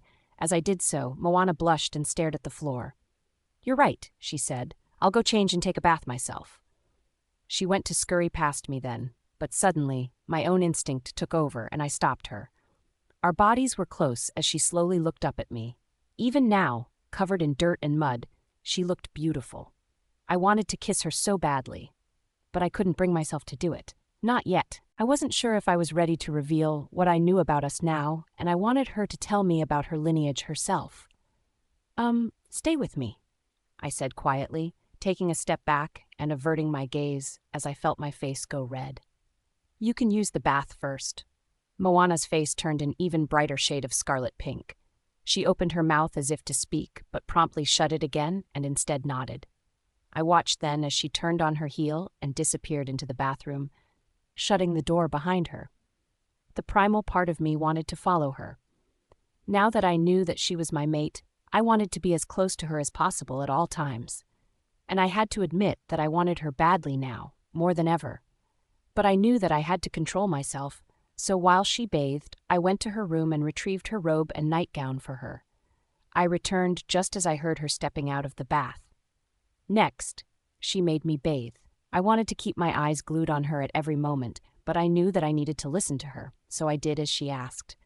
And when I was finished, I stepped back out into my room in my pajamas and saw her sitting on a chair next to the bed. She had a worried look on her face, but I couldn't get over the way that her red hair cascaded down over her shoulders in her robe. Suddenly, however, I felt myself become weak. I staggered a bit where I stood, leaning against the doorframe as my vision began to flicker in and out. Moana suddenly jumped up and ran to my side. "What's wrong?" she asked. I shook my head, holding my hand over my face as I tried to steady myself. "I'm fine," I replied. "Don't worry about me. Worry about yourself." Moana frowned. I felt her come up beside me and put her arm around my waist just as I started to teeter again, and she somehow supported me while she led me over to my bed. She peeled the blankets back, then guided me onto the bed. I felt weak as the room spun around me. Why now? When I only wanted to take care of Moana, why did it somehow turn out that she would have to take care of me? "I'm sorry," I said as I felt her pull the blankets up around me. I shut my eyes, trying to shut out the feeling of the room spinning around me.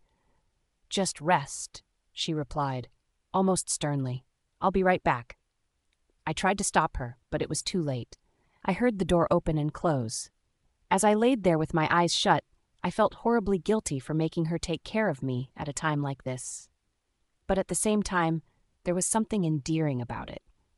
To think that this kind, sweet woman was actually my mate brought a bit of a smile to my face. And yet I still didn't understand it. I had thought that she was human all along. How could it be? Suddenly, Moana returned. I cracked my eyes open to see her approaching with a tray, which she set down on the bedside table. On it was a cup of tea, a thermometer, and a washcloth in a bowl of water. I watched silently as she wrung out the washcloth and placed it on my head, then took my temperature. Her eyes widened as she looked at the thermometer a moment later. "Your temperature is really high," she said, taking it out of my mouth. "Shouldn't we call a doctor for you?" I shook my head. "Werewolves get much higher temperatures than humans during a fever," I explained. "I'll be fine in the morning. Besides, you're the best doctor I could ever need." Moana's face turned red as she sat down on the chair beside me. I closed my eyes again, relishing in the feeling of the cool washcloth on my forehead, and felt my heart skip a beat as I felt her slender hand slip into mine. There were so many questions I wanted to ask her, but there was only one that I could manage to get out just then. "Will you sleep with me?" I asked. I cracked my eyes open to see Moana's shocked face. "Please, I can't sleep well without you." Moana was silent for a moment. I half expected her to refuse, but instead she stood and took the washcloth off of her face. Without a word, she walked around the bed and slipped her robe off before pulling the covers back and climbing in. She laid on her side, facing away from me on the edge of the bed, just like she used to do during our old sleeping arrangement. But I wanted more than that. I needed to feel her. I rolled over and wrapped my arms around her and pulled her close, feeling her body pressed up against mine. She trembled a little at first, probably from her nerves, but quickly relaxed as I nuzzled into her hair. And within moments, I felt myself slipping off to sleep. Just before I drifted off, there was one last thought on my mind. Why did she have not only this powerful ability to make me sleep when nothing else worked, along with her intoxicating scent that made even the rogues go away? Moana. That night, Edric asked me to sleep with him. I didn't know exactly what changed and why he didn't seem to want me to leave his side, but I chalked it up to the anxiety caused by the whole ordeal. Besides, I wasn't complaining. I didn't want to be alone either. Feeling his warm arms wrapped around me was a sorely needed comfort, and I found myself slipping off into sleep within moments of laying down with him. Edric and I didn't wake up again until the next morning. Somehow, we slept through the entire day and night and still felt tired in the morning. We laid there for a while after waking up, not speaking as we both stared up at the ceiling. I had so many questions about what happened the day before and how he found me, but it seemed that he had questions of his own, too. "Can I ask you something?" he said, turning to look at me. I nodded as I tried to ignore the feeling of my face turning red under his gaze. I was so used to the alpha billionaire's stern eyes by now, but I wasn't used to how soft and sincere they'd suddenly become since he found me in that alleyway. Edric seemed to be searching for the right words for a few moments before he finally spoke. "Do you know anything about your lineage?" he asked. "I mean, do you know who your parents were or anything like that?" I felt my heart start to race. Surely he had some idea that I was a werewolf if he truly followed my scent to find me, like Mina said. But I wasn't prepared to tell him right now. What if it turned out that my wolf never wound up being able to emerge? I couldn't tell him until I was certain. I had planned all along on waiting until I shifted for the first time to tell him the truth, assuming that we would still be living together by then. I suddenly sat up, shaking my head. "I don't know anything about my heritage," I lied. "All I know is that I was left on Sophia's doorstep. That's it." I threw the covers off then and swung my legs over the side of the bed. "Are you hungry? I can make breakfast. I'll bring it in here if you still feel sick." Edric's hand suddenly shot out and grabbed my arm. Not hard, but firmly enough to show me that he knew I was lying and that he wanted me to stay and talk to him. "Please, Moana," he said quietly. "I'm the father of your baby. I think it's only fair for you to be open with me." I paused, unsure of what to say. Edric clearly had some inkling of my true heritage. I couldn't exactly go on like this forever, keeping the truth from him. Eventually, our baby would be born and it would be fully werewolf, not human. There would be no hiding it then, and the longer it went on, the more Edric might start to resent me for not telling him the truth. Finally, with a sigh, I nodded. "Okay," I said, "but let me get something first. There's something I need to show you." Edric's eyes widened. He released his grip on my arm, and I stood, putting on my robe before I slipped out of his room. It was still early enough for the other servants and Ella to be asleep, so I was able to make my way to my room without being seen and questioned over why I had slept in Edric's room all day and night. Once there, I opened my top dresser drawer and rifled through it until I found the small wooden box where I kept the wolf tooth that Sophia had given me. I hadn't looked at the tooth in a while. When she first gave it to me, for some reason I couldn't stop carrying it around in my pocket, but when I eventually realized that I could have lost it or broken it, I decided to tuck it away in a box where nothing could happen to it. This tooth was the only link to my parents, and I didn't want anything bad to happen to it. Even if my parents did leave me on Sophia's doorstep because I didn't have a wolf as a baby, I still wanted to hold on to the possibility of meeting them someday when my wolf did emerge. Then, swallowing the lump in my throat, I carried the box back to Edric's room. He was sitting up in bed when I arrived, waiting for me. I didn't speak as I set the box down in front of him. "What is it?" he asked tentatively, glancing between me and the box with a confused expression on his face. "Just open it," I replied. I didn't have the strength to speak. I just wanted him to see the tooth for himself. Slowly, Edric opened the oblong wooden box. His eyes widened as he stared down at it. Then, gingerly, he picked the tooth up and held it up to the light. I watched in silence, my heart racing as he turned it over in the light, inspecting it closely. "This is yours?" he asked, his disbelieving gaze sliding over to me. I nodded. "Sophia gave it to me. She said that it was in my hand when I was left on her doorstep as a baby. And she said that it's usually a sign that a child is a werewolf. And it's not just that. She also said that it's usually a sign that werewolf parents have chosen to abandon a wolfless child, pronouncing them as dead instead of embracing them for who they are." I didn't believe her at first when she said that I might be a werewolf, but I know it's true now. "How do you know?" Edric asked. I think he already knew the answer. "I've been hearing my wolf's voice for a few months now.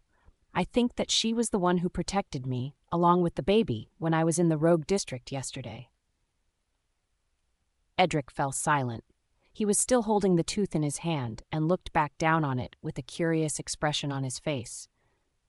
I didn't realize it before, but my hands were shaking as I stood at the foot of the bed. Was Edric my mate? Was that why he was able to follow the scent that Mina released? And was that why he was so warm toward me now? But as he continued to stare at the tooth, his eyes wide, I could tell that there was something else going through his mind. He seemed to notice something shocking. "What is it?" I asked. "Do you notice anything about the tooth?" Edric paused for a moment, then suddenly put the tooth back and snapped the box shut, shaking his head. "Nothing really," he said quietly, picking up the box and holding it out for me with a pensive expression on his face. "But I do think that it might just be more than a regular werewolf tooth." I furrowed my brow. "What do you mean?" I asked. Edric sighed. "I think it might be an alpha tooth." "Edric." As I held the tooth in my hand, I instantly knew that there was something special about it. It was certainly an alpha tooth, but it was so much more than that at the same time. I couldn't explain it, nor could I quite put my finger on what was so special about it, but I somehow knew that there was something different about this tooth. Maybe it was just wishful thinking, but the more I thought about all of Moana's strange abilities, the significant delay in her wolf emerging, and now the tooth, I couldn't help but wonder. Was Moana the golden wolf? I couldn't be sure. All I knew was that there was something special about Moana, something that she didn't even know yet herself. I was determined to find out, so that day I decided that I would have to do some research on it. I would have to do it secretly too, because Moana could be in danger if she was the golden wolf.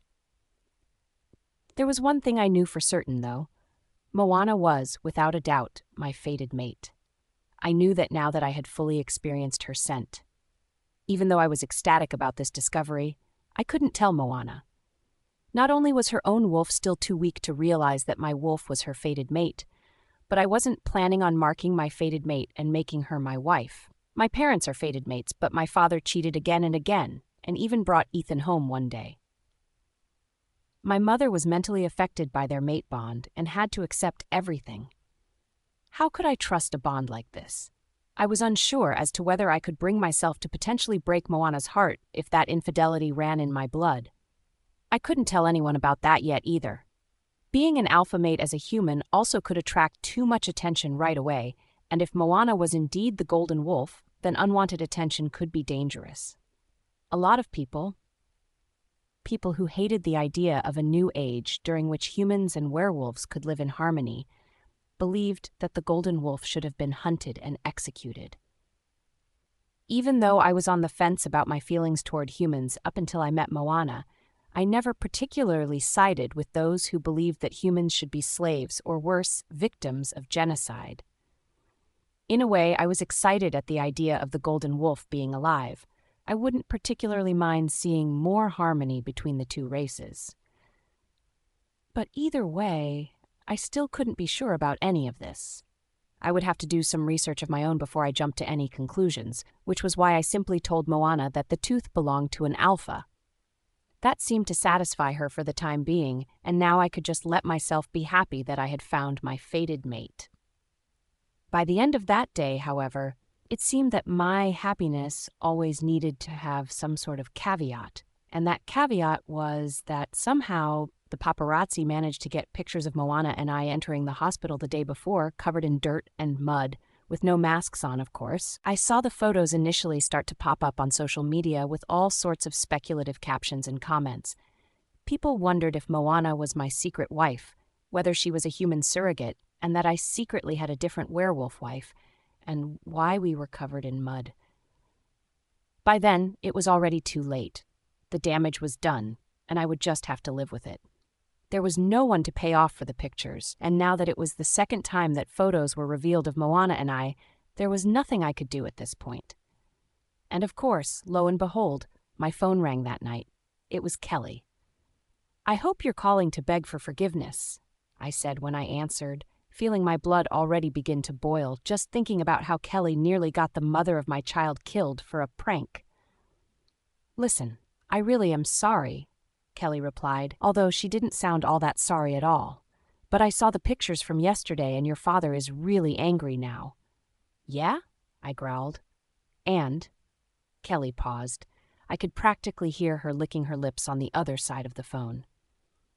"And," she continued, "I really think you should reconsider my offer to come out as your alpha fiancé and Ella's biological mother.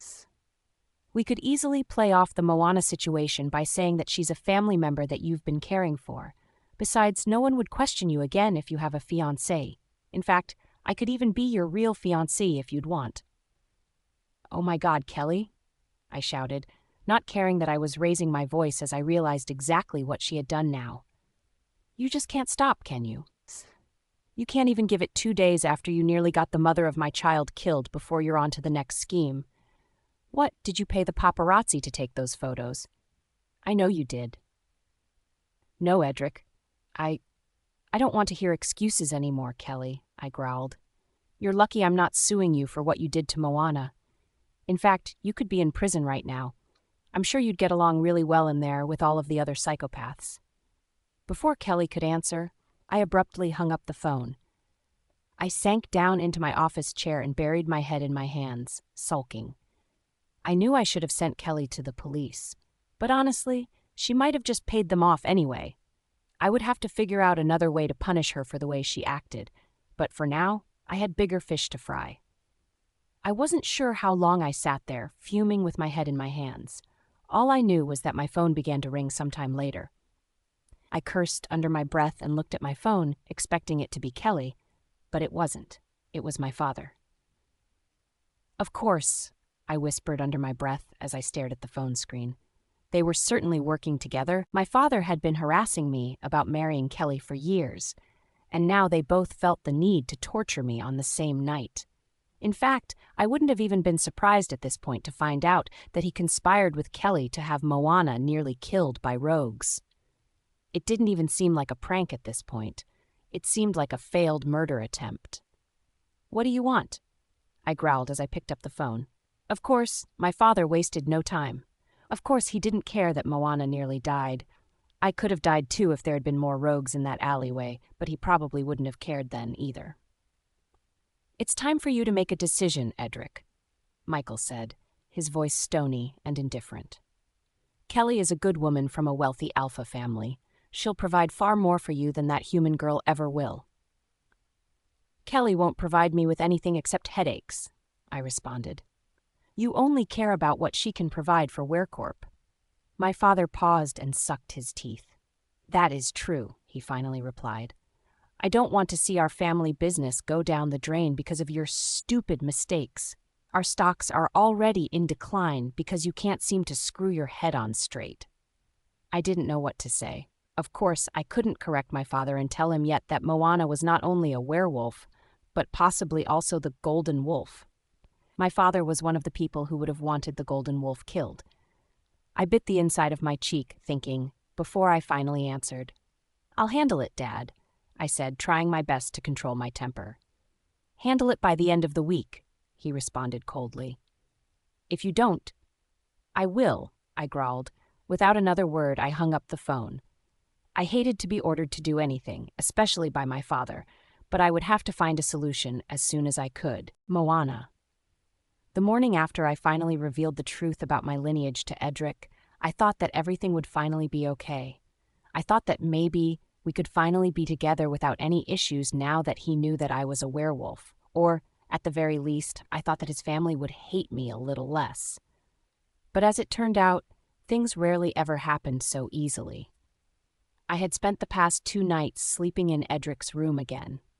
It seemed that our sleeping arrangement went back to the way it was before, only now there were fewer barriers between us. When I woke up, the curtains were open to allow sunshine to come in. Edric was already gone for work, so I laid in bed for a few minutes and looked at my phone while I woke up. However, my eyes shot wide open when I saw the headline of an article with a picture of Edric and I going into the hospital from the day that I was attacked by the rogues. Neither of us were wearing masks. As I read the headline, I felt my heart sink. WereCorp CEO seen with mystery woman once more, the headline read. Below it was an entire article of speculation on who I was and why I was going to the hospital with Edric. Finally, at the end, the article seemed to hit the nail on the head, that I was the mother of an illegitimate child, and that Edric was the father. But that wasn't all. If that had been it, I would have been able to move on. Instead, there was a second article. This time, the article had a photograph of Edric and Kelly together. It wasn't a paparazzi photo like the first one, but rather a family photo that appeared as though it had been taken at least a year or 2 prior. The article headline read, WereCorp CEO Edric Morgan engaged? My heart sank. The article seemed speculative, but it claimed that Kelly and Edric were engaged. Not only that, but that Kelly was possibly the mother of a child that Edric already had. Ella. I sat up in bed, feeling my heart race and break at the same time. Was it possible that Edric was going to allow this? Was he finally going to choose Kelly as his fiancée, real or not, because he couldn't bear the effect that my low status would have on his public image? Part of me didn't want to believe it. Edric had been so close with me since the incident. Ever since our kiss in the kitchen, even, he had been close with me. I thought back to the night of the banquet, when we kissed in the fountain after playfully splashing each other. I thought about the childlike smile on his face as we splashed each other, and the way that his hands traveled along my body when I kissed him. I thought about how jealous he got when he found out that Ethan kissed me, and I thought about the scared look on his face when he scooped me up out of the alleyway. The way that he held my hand so tightly when we were in the hospital, and the way that he didn't want to let me out of his sight when we got home. Even after all of that, was he still so afraid to be true to me?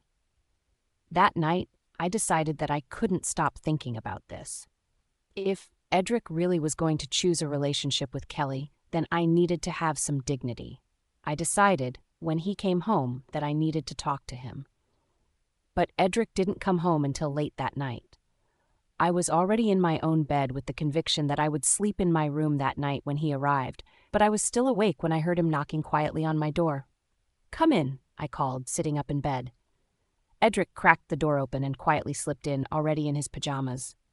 "You want to sleep in here tonight?" he asked. "That's fine. Scooch over." I frowned as he came over to the side of the bed, and although I did make room for him, I still felt uneasy. And Edric, seeing this, stopped in his tracks and gave me a worried look. "What's wrong?" I didn't know what to say at first. My throat clammed up so nothing would come out, and I only shook my head and laid back down, having lost the confidence to say anything about the situation upon seeing his handsome face in the moonlight. Edric sighed and laid down beside me. We laid there like that for several minutes, neither of us speaking, but also neither of us trying to sleep at the same time, until I finally spoke.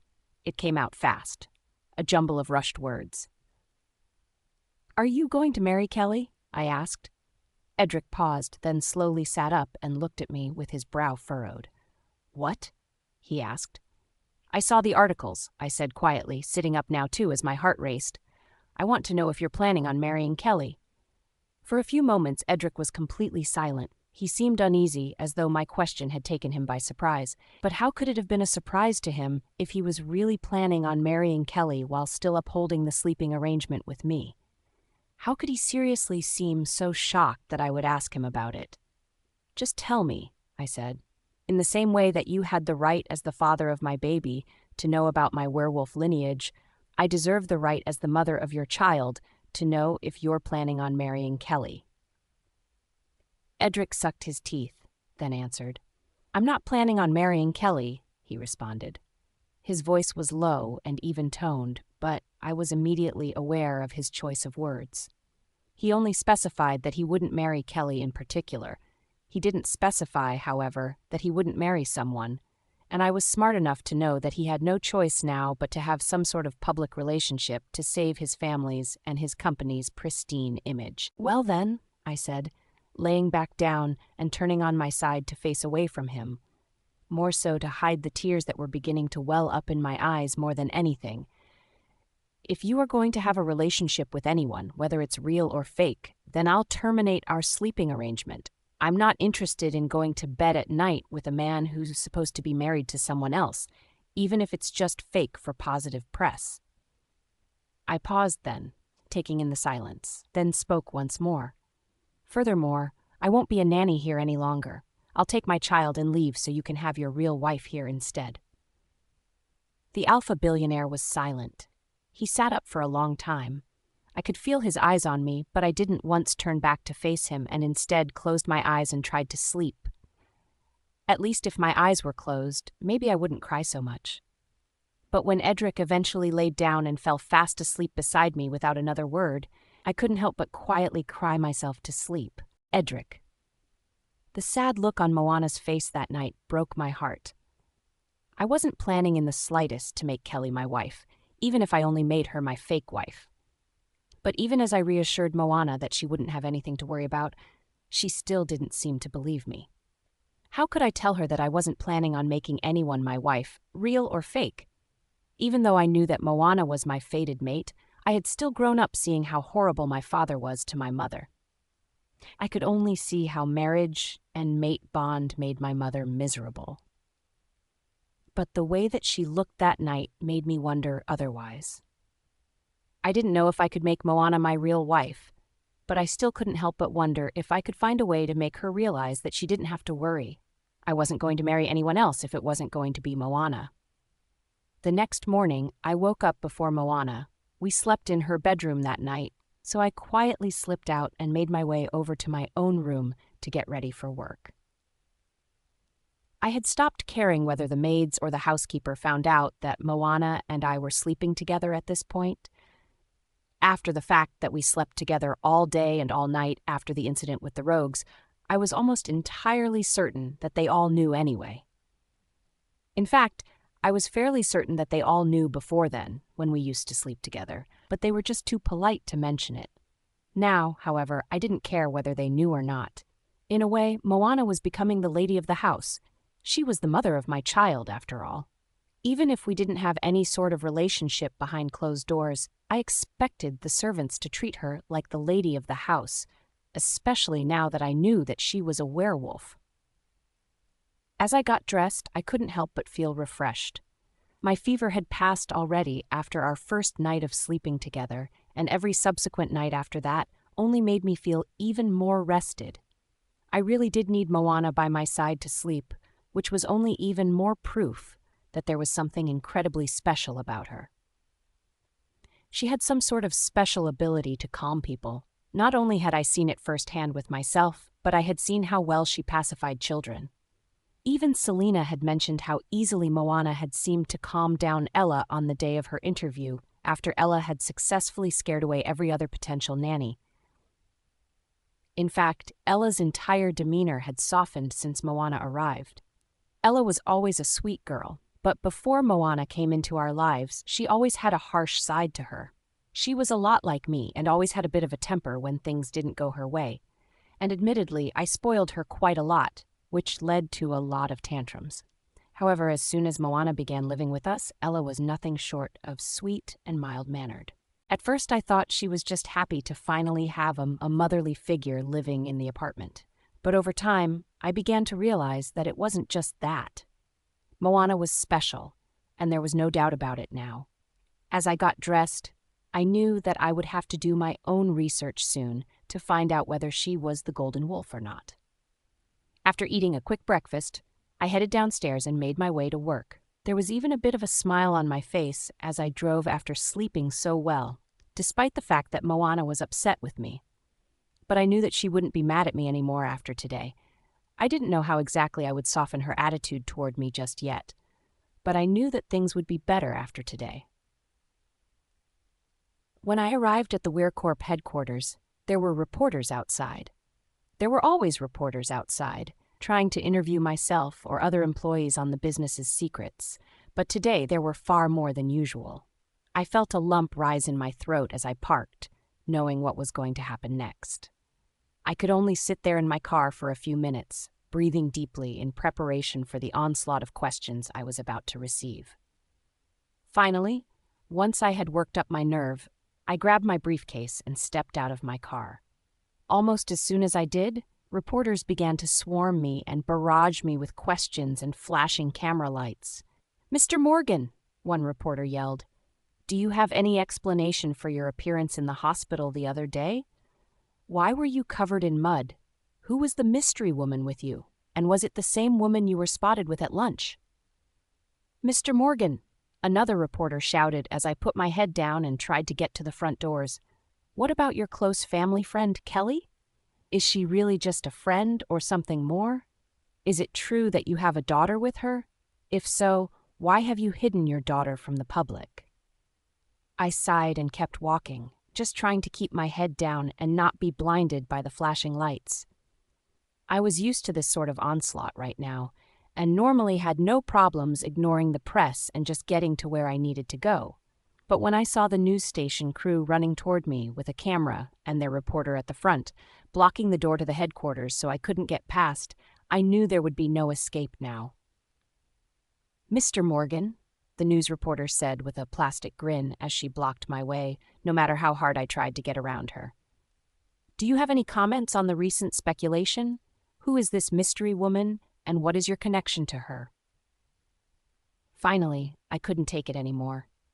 I felt myself becoming overwhelmed by all of the noise and the lights, and it eventually slipped out, the very thing that I had been hoping to wait on until Moana's wolf emerged fully. "The red-haired woman is my fiancée," I blurted out into the reporter's microphone, my brain in such a state of anxiety that I hardly even realized what I was saying. "She is the mother of my 8-year-old daughter, and we have another baby on the way." The reporters gasped, more lights flashed, but I used it as an opportunity to push my way through the crowd. Finally, the WeirCorp security guards came to my rescue and flung open the doors, ushering me inside before the reporters caught up.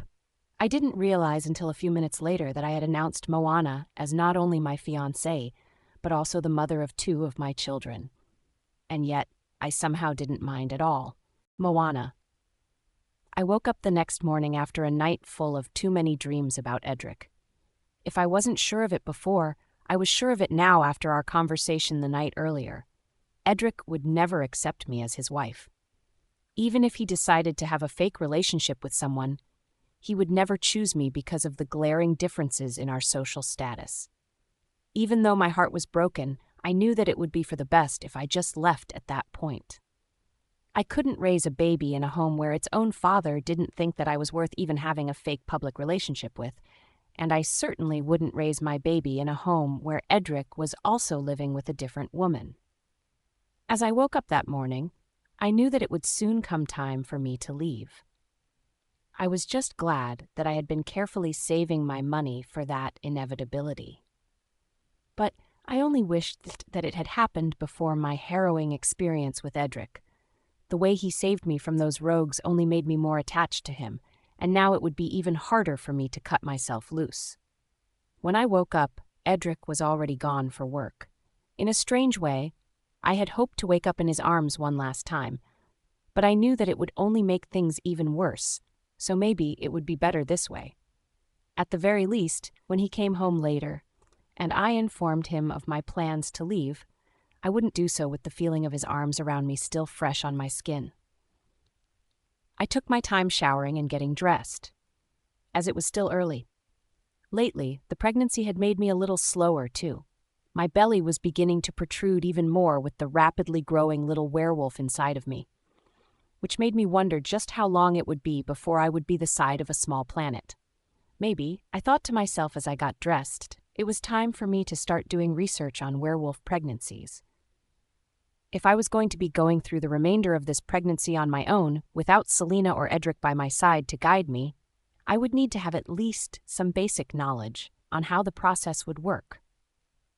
When I eventually emerged from my bedroom, with all of these things still on my mind, however, it seemed that the universe simply felt the need to get in the way of my own train of thought.